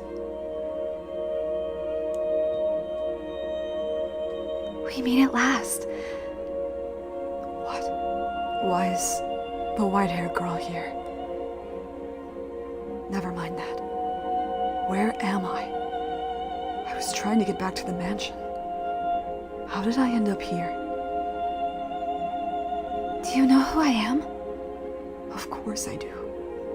How could I not know who you are? Splendid. But what are you doing here? Why is there a sword in your hands? And why can I not speak? I was able to return to this gathering place of souls, thanks to your efforts. Your uncovering of the truth of those events that had transpired so many years ago allowed me to remember everything I had forgotten. To remember who I am. Remember who you are? You mean that you're a part of Morgana? My apologies. Bringing your soul here without any preparation has left you in a bit of a nebulous state. But my heart told me I had to do this now. Though you have no voice, I can feel your presence quite clearly. Oh, Michelle, namesake of the great Archangel Michael and man of tremendous virtue, I have brought you here to ask for your assistance. I pray you will be able to help me. My request for you is simple. Take this blade, and with it, extinguish my soul. What are you? Extinguish your soul? I realize that it's cruel for me to ask this of you, and for that I deeply apologize. But I want it to be you who sends me off. Could you grant this girl her selfish request? That's not why I sought the truth. Not because I wanted to see anyone extinguished, but because I wanted to set everyone free from the mansion's cursed bonds. Because I wanted to put an end to this cycle of pain and suffering. Because I wanted to save every last person caught in this tragic quagmire. That includes you. And you're asking me to eradicate your soul? I must be destroyed. You can't tell me that after everything you've seen, you haven't realized that I have no place in their lives. Now, it's true Morgana wished for misfortune to befall them. If I hadn't been there, none of their tragedies would have taken place. If I hadn't been there, the flaxen-haired girl would have been able to let go of her yearning for her brother. If I hadn't been there, the shipwrecked merchant's lover would not have lost her place as his tether. If I hadn't been there, the ambitious businessman would not have been betrayed by his close friend. Why are you acting like it's all your fault? Are you trying to say everyone would be better off without you? I was not a victim in the tragedies. I am culpable for them. Culpable? Like hell you were. I saw everything from start to finish. You didn't intend for anything bad to befall anyone. You always acted out of the good of your heart. And you're trying to tell me that makes you culpable? What do you say we answer one last lingering question, Michelle? The question of what I am. The explanation might be a bit lengthy, but I would like to share it with you before I depart. I was, as you ascertained, created by Morgana's mind as it broke down in that tower. I was born to be a receptacle for her pain, to ease her suffering. But there's more to the story than that, Michelle. Upon her death, Morgana's soul was afflicted with great pain resulting from the hatred and resentment she bore. The fact that she viewed herself as a saint only served to amplify that agony. Her identity as a saint gave her purpose in life, while simultaneously constraining her. A saint must put herself second to all others. She must be caring, generous, forgiving. And she must not bear any ill will for anyone. That was not how she felt deep down, though. She was not a saint out of the goodness of her heart. She wanted to hate them, but her identity would not allow her. Those two conflicting aspects of herself tore Morgana apart. She was unable to withstand it. So she took all her saintly characteristics and gave them to me. Caring for others, putting herself second, being forgiving. And then she severed that part of her soul. So that's why you always seemed so abnormally pure-hearted. I was no longer a part of Morgana, but something entirely separate. However, I wasn't me yet either. When you came to the mansion and resurrected Morgana, you resurrected me as well. But I had no self at first. I was, I suppose, not much different than the particles of dust floating around the mansion. But eventually, that dust gained a sense of self, taking form as a human soul, and descended into the realm of man and the fate which governs it. What do you think the first thing a new soul wishes for when it is born, Michelle? To live. I wished for a continued existence in this world. In a world where I was never meant to exist. I refuse to accept that there's anything wrong with wanting to live. I was supposed to remain with Morgana, as part of her. I was never meant to be a soul of my own. To become one was to turn against the laws of the universe. I wished to live, and Morgana wished to curse the three men's souls. Though we sought after completely separate things, because we were once two parts of a whole, each of our wishes were shaped by the others. In order for an incomplete soul like mine to survive, it needs something to bind itself to the world, something strong enough to prevent the universe from correcting the anomaly. And so the wish of that anomaly gave birth to yet another anomaly. A house that sat outside the currents of time. One that could descend into the mortal realm at various times and places. And it was that house that served as a tether for my soul. You mean it wasn't Morgana's power that created the mansion, but your own wish? And why did it have to be that house that bound me to the world? Because that was where she lingered, the girl from which I was formed. Which meant that my wish had the consequence of granting Morgana's with it.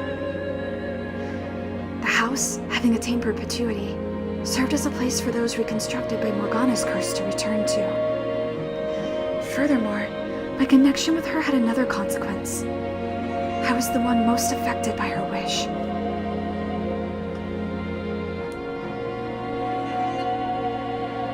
As much as I may have wanted to do good, for them to be happy, my fate was dictated by her wish. In that position, my merely showing affection for anyone was damnable. Falling in love was an act of villainy. My very presence malevolent. Don't say that. I was the true witch, the true demon child.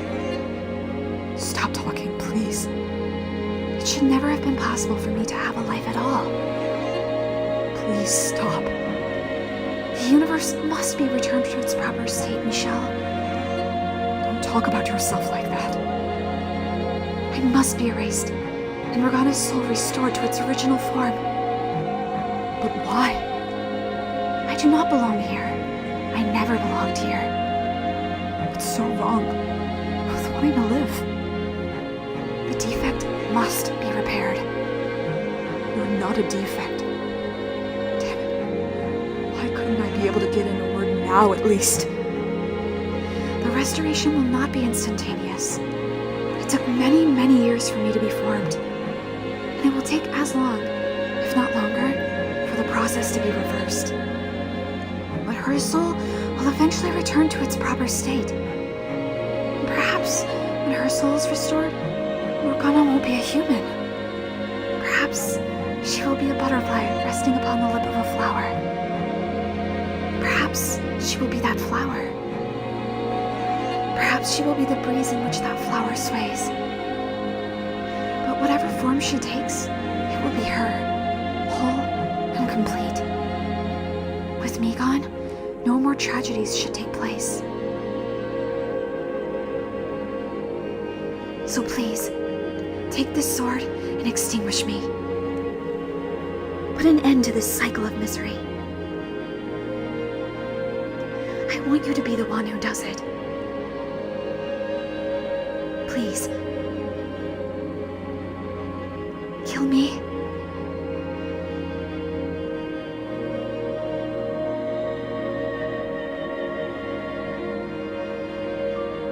Can't. You're asking too much of me. Yes, I want to save Morgana's soul, but do you really have to die for that to happen? Is there not some other way? Won't you do this for me? I cannot. I could never take that sword. I know it's unfair of me to ask this of you, but I want it to be you. As selfish a request as it may be, I want the curtain drawn on this ersatz life by the man I admired so deeply. You admired me. Let's talk a little about that admiration, shall we? And where I got my physical appearance. This goes back to when I was mere particulate matter drifting about the house. While I still had no mind of my own at that point, I witnessed everything that took place within the house. And in the moment of your death, Michel, was I born. You saw my death.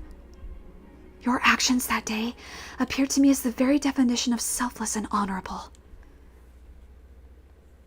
Your life bore many similarities with Morgana's. You were both abused, imprisoned, called a witch. But while Morgana sought vengeance, you watched your own mother burn your crucified body, and you wished for release rather than revenge. There's nothing honorable about that. I had just lost all hope for myself.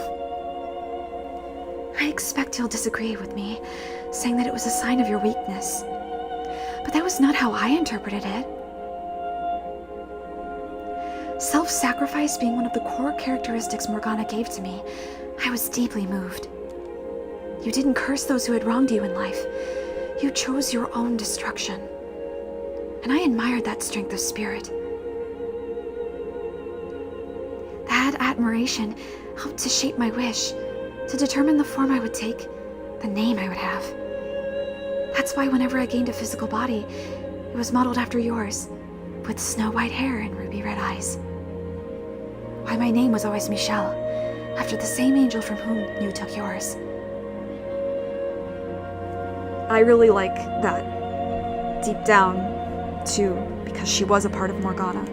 Morgana also admired Michel very much. And that's why she looks this way. I'm not.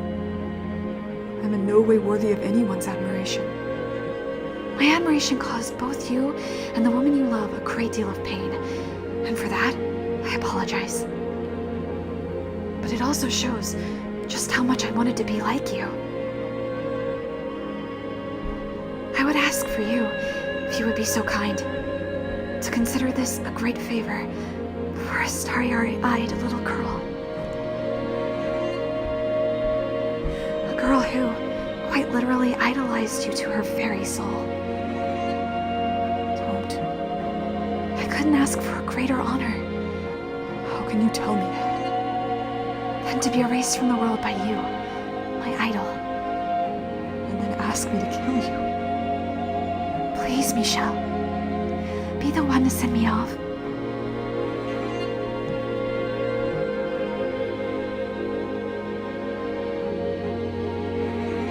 I can't do it. No matter how many times you ask, I can't kill someone who's told me they wanted to live. I know what it's like to wish for life. I don't know if you've realized it yet, Michel, but this is the first time we've actually met. The story of the fourth door was Morgana's creation, which means that until now, we've never been in the same place while both aware of the other's presence. As far as you should be concerned, I'm a complete stranger, yet still you hesitate. I'm glad that you're reluctant, but you've shown me enough sympathy. I don't consider you a stranger at all. Indeed, this is the first time we've formally met. But I've watched you go through so much. I've seen you live 3 different lives. I've seen the impact you had on the people behind all 3 of those doors. You are in no way a stranger. With my erasure, Morgana's soul will eventually become whole again. Her curse and the eternal cycle of agony it brings will be no more. When I am gone, everything will return to its rightful place. I implore you not to hesitate any longer. Are there really no other options? Is killing you really the only way to make things right? To release everyone from this curse? I am delighted to have finally been able to meet you. The man after whom I modeled myself.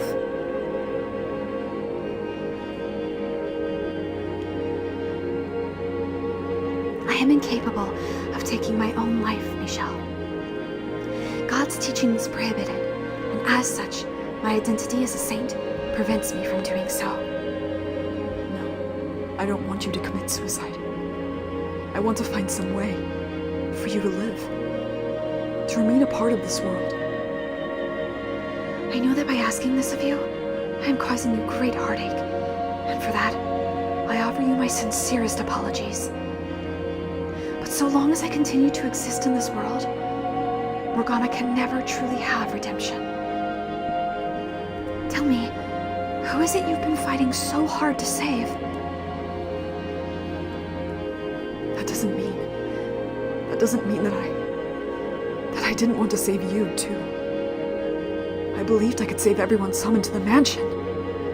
That no one would have to suffer anymore. That there would be no more tragedies.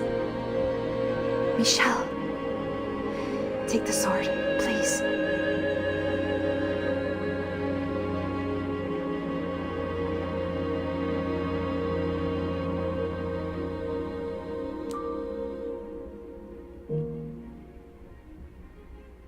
Worry not, Michelle.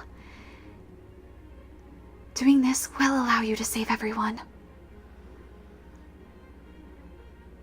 You'll cast off the darkness inhabiting the house. Set all its prisoners free. Give Morgana her salvation.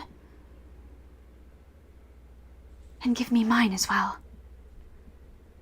Extinguishing my soul will be my salvation. I've had a full, satisfying life. Even if every moment of it was rooted in iniquity. I had well beyond my share of happiness. I don't need any more. Oh, Michelle, namesake of the great Archangel Michael, and man of tremendous virtue. I ask of you to please draw this cycle of misfortune to an end. To take this blade and deliver everyone from their fates. It must be you, Michelle. You must be the one to do this.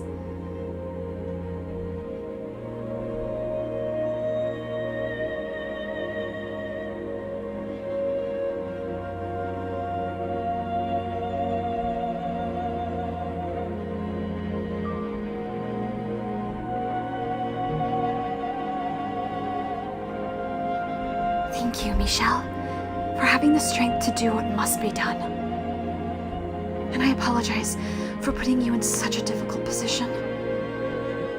Once my soul has been erased, I will be gone from this world forever. I will not return, not in this or any other form. I feel no woe in that knowledge, though. I welcome my destruction with the utmost of joy. However, if it would too much to ask? For you to keep just a little bit of me in a corner of your soul, Michelle. To remember me. To remember the life I lived. That would make it all worthwhile. I will never forget you. Thank you, Michelle. You may very well be a genuine.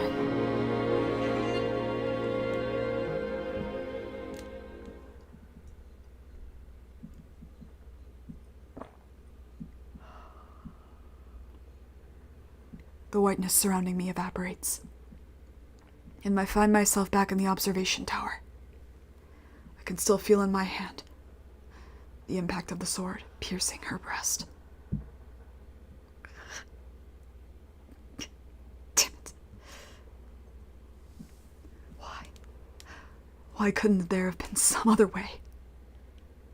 Erasing a soul is not salvation. God damn it all. She deserved better.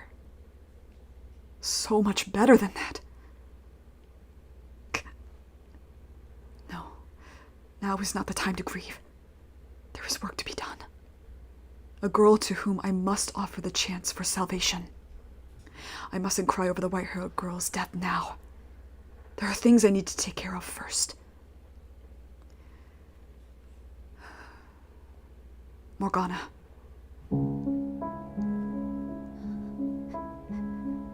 Morgana stands there, staring off absently into the distance. After some time, she slowly turns to face me. What exactly was all that about? Come on, say something. Answer me. Morgana. How? It doesn't make any sense. He and the Lord, they couldn't. There were two different lords. The one at the estate, and the one who locked you in the tower. How? What was he doing there? That's not... I didn't... The man I was trying to curse was the Lord who threw the blood sabbats. How did I? Are you saying I remember wrong? That's ridiculous. I won't hear it. I won't have it for a second. You were in a very tenuous condition, Morgana. More than even you realize. You can't assume everything you saw in that state of mind to be true. Why? Just why? That only makes it that much worse. Why would he do that? How could he kill me?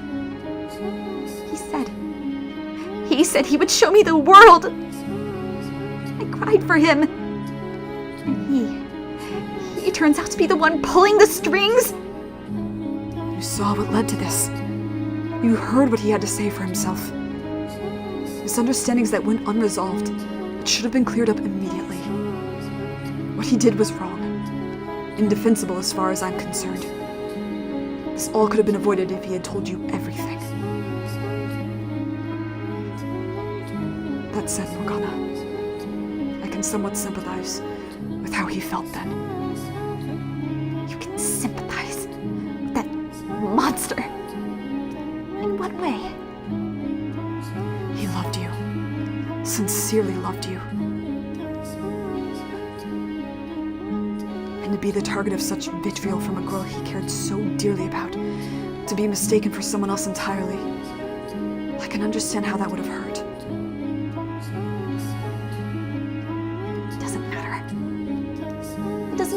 Anything. Like I said before you started all this, it doesn't change anything. Does this revolution change what happened to me? Does it make me any less of a hate-filled witch? What does it matter if he had his reasons? What does it matter if he's not who I thought he was? It doesn't change the fact that I despise him with every fiber of my being. It's time to let go, Morgana. I met with the white-haired girl. I know her true nature.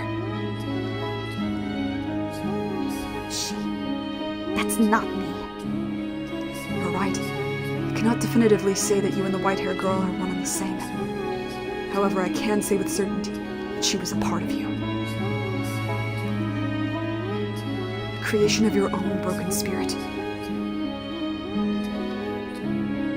The fact remains that she was closer to you than anyone else, in every sense of the word. Can you see the situation you're in, Morgana? The terrible, tragic irony of it all? You've cursed yourself along with everyone else. You brought ruin to a life of your own creation numerous times. You murdered yourself.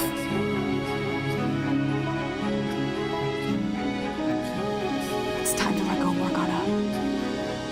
There's only pain to be found in continuing down this road. Morgana.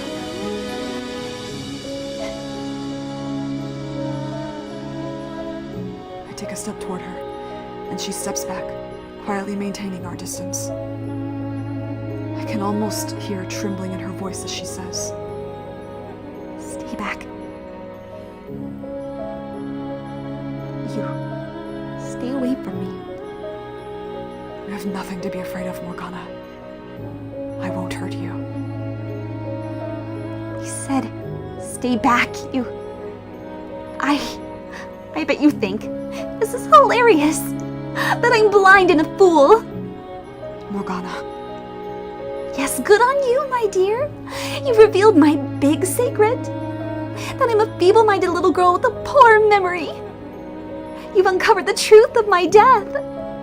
Discovered the white-haired girl's true identity. I always presumed she was you. How foolish of me. Laughing like I knew anything. Cursing the entirely wrong man. Absolutely brilliant, you might say. I've made myself into quite the laughingstock. I'm not going to laugh about your pain, Morgana. I've come to realize that perhaps I empathized with you out of more than just our shared loneliness. We were both yoked with unimaginable misfortune. Lived our lives in lamentation of our fates. I understand your pain. That boat has long since sailed. You're right. It has. This is a realization I should have come to much sooner. Though you said it wouldn't have mattered, I still should have made an effort to get to know you in life. I feel guilty about how I constantly pushed you away. So, I'd like to make up for that now. I approach Morgana, hands stretched out toward her. She stands there, bewildered, as I place them on her shoulders, pulling her in. Not for my own comfort, as I had so many times before, and not out of some pretend sense of pity for a sad pile of bones. I embrace her, and all the pain and loneliness she holds inside. Her body gives off no warmth, and it's as weightless as the skeleton all those many years ago. She, like me, lost so much in life. But unlike me, she had no one there in her final moments. It's all right, Morgana. Everything's okay now. The tale behind the fourth door may have been a fabrication, but the creator's soul is always somewhere to be found in her creations. Knowing the inseparable link between her and the white-haired girl, that's where I'll find what I'm looking for. I'm here for you. You're not alone, Morgana. We can end all this suffering together. It's going to be okay.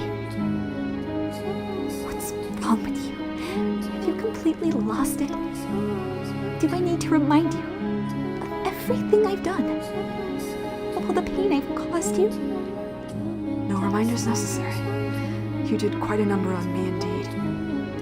Then do you want to tell me how we went from that to you holding me? You didn't do what you did out of a particular particular grudge against me. Of that much, I was always certain. So I hold nothing against you. I bear no ill will. Nor, I'm certain, does Giselle. You're much too forgiving. I imagine there's something about having experienced the kind of pain we have that makes it hard to harbor any ill will toward one of our kind. Shared trauma or not, you and that woman really are something. God, there are no words. For how much you irritate me.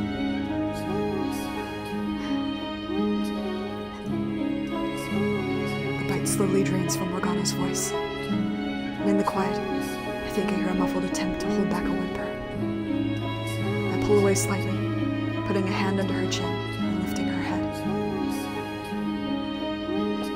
She quickly averts her eyes, but doesn't knock my hands away as I reach them into her HUD, gently setting them against her cheeks. I run my fingers across the exposed flesh, then slowly pull back the hood covering her face.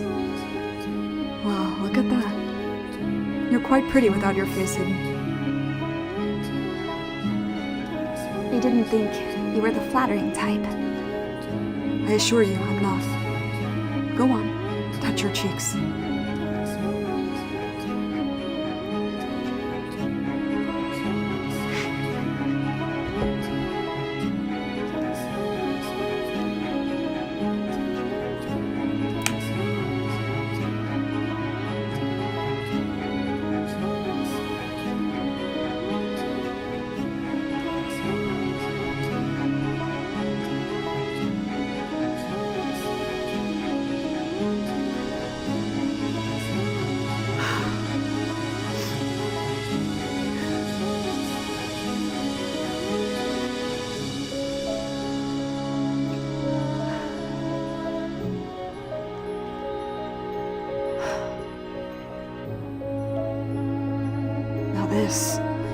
This is the girl you were always meant to be.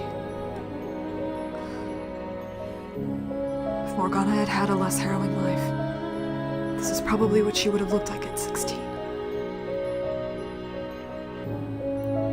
You know, you look a little like the white-haired girl. We look nothing alike, I can assure you of that. She was the very antithesis of me. But she was always also once a part of you. The last thing I want is to be like her in any way. And why is that? Because I never liked that girl at all.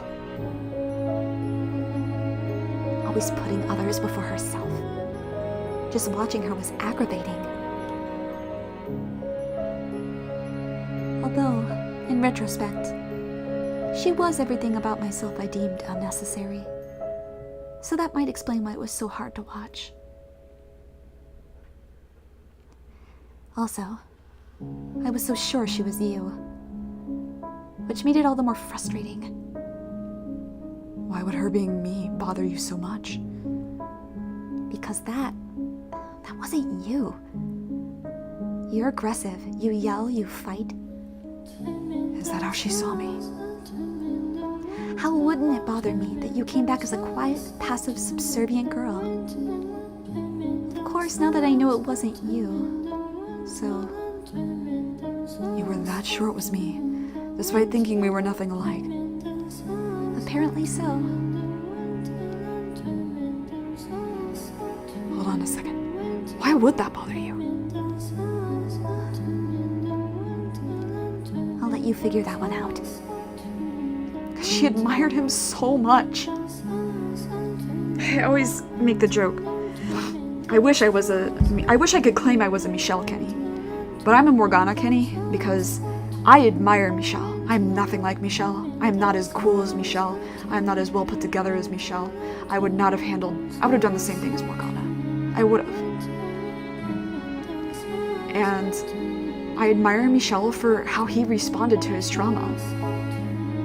It wasn't perfect, but it was a hell of a lot better than like how I've done and what Morgana has done. so I get her perspective so much.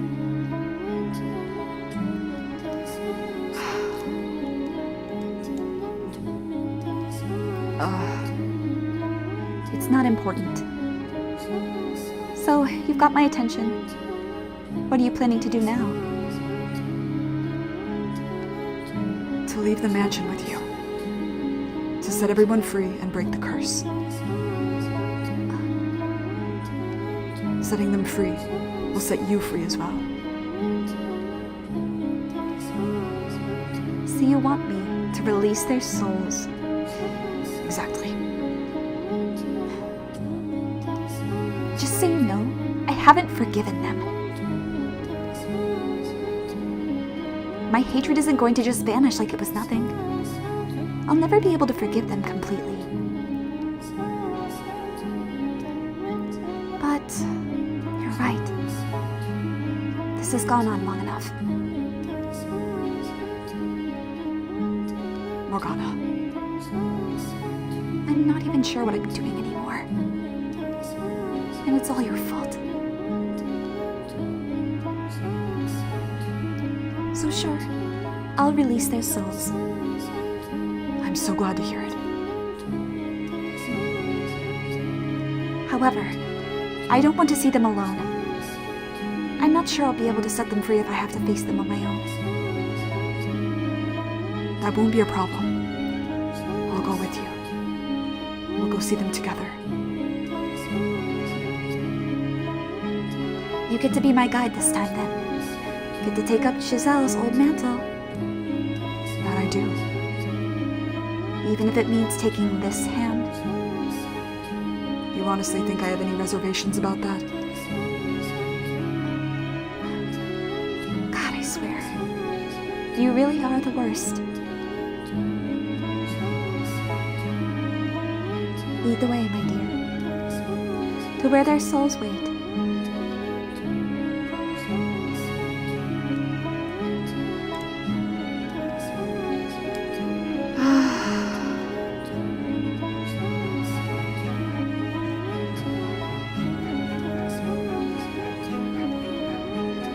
This is where I'm going to stop for now, for this week. Because I emotionally can't handle anymore. Another thing that I find really relatable is that I'm my own worst enemy too, and the fact that Morgana, by holding on to her hatred, was really just fucking herself over the entire time. Feels about right. She reminds me of myself at that age. I wish I could just hug her. So I'm glad Michelle does. I really am. Next week, same time, same place. The finale of the main story of the House of Fata Morgana. I'm gonna set them all free. Hopefully that means we can get Giselle back too. This has been a ride. It's not over yet, but this is a lot. We still got a lot of content, trust me. That's not the issue. It's a lot.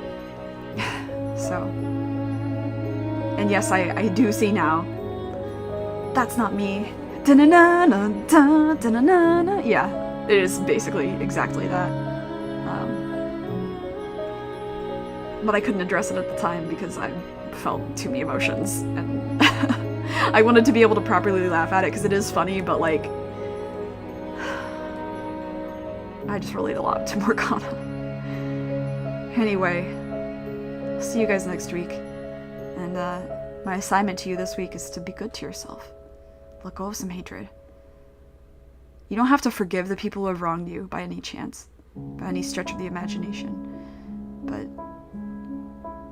releasing it will help with your mental fortitude. It's something I've been working on for a long time, and it's very hard. But actually, anger is just the bodyguard of sadness. So it's good to peel back those layers and experience those emotions. Otherwise, you end up like Jacopo, and Morgana, and Michelle. So I'll see you next week for the finale.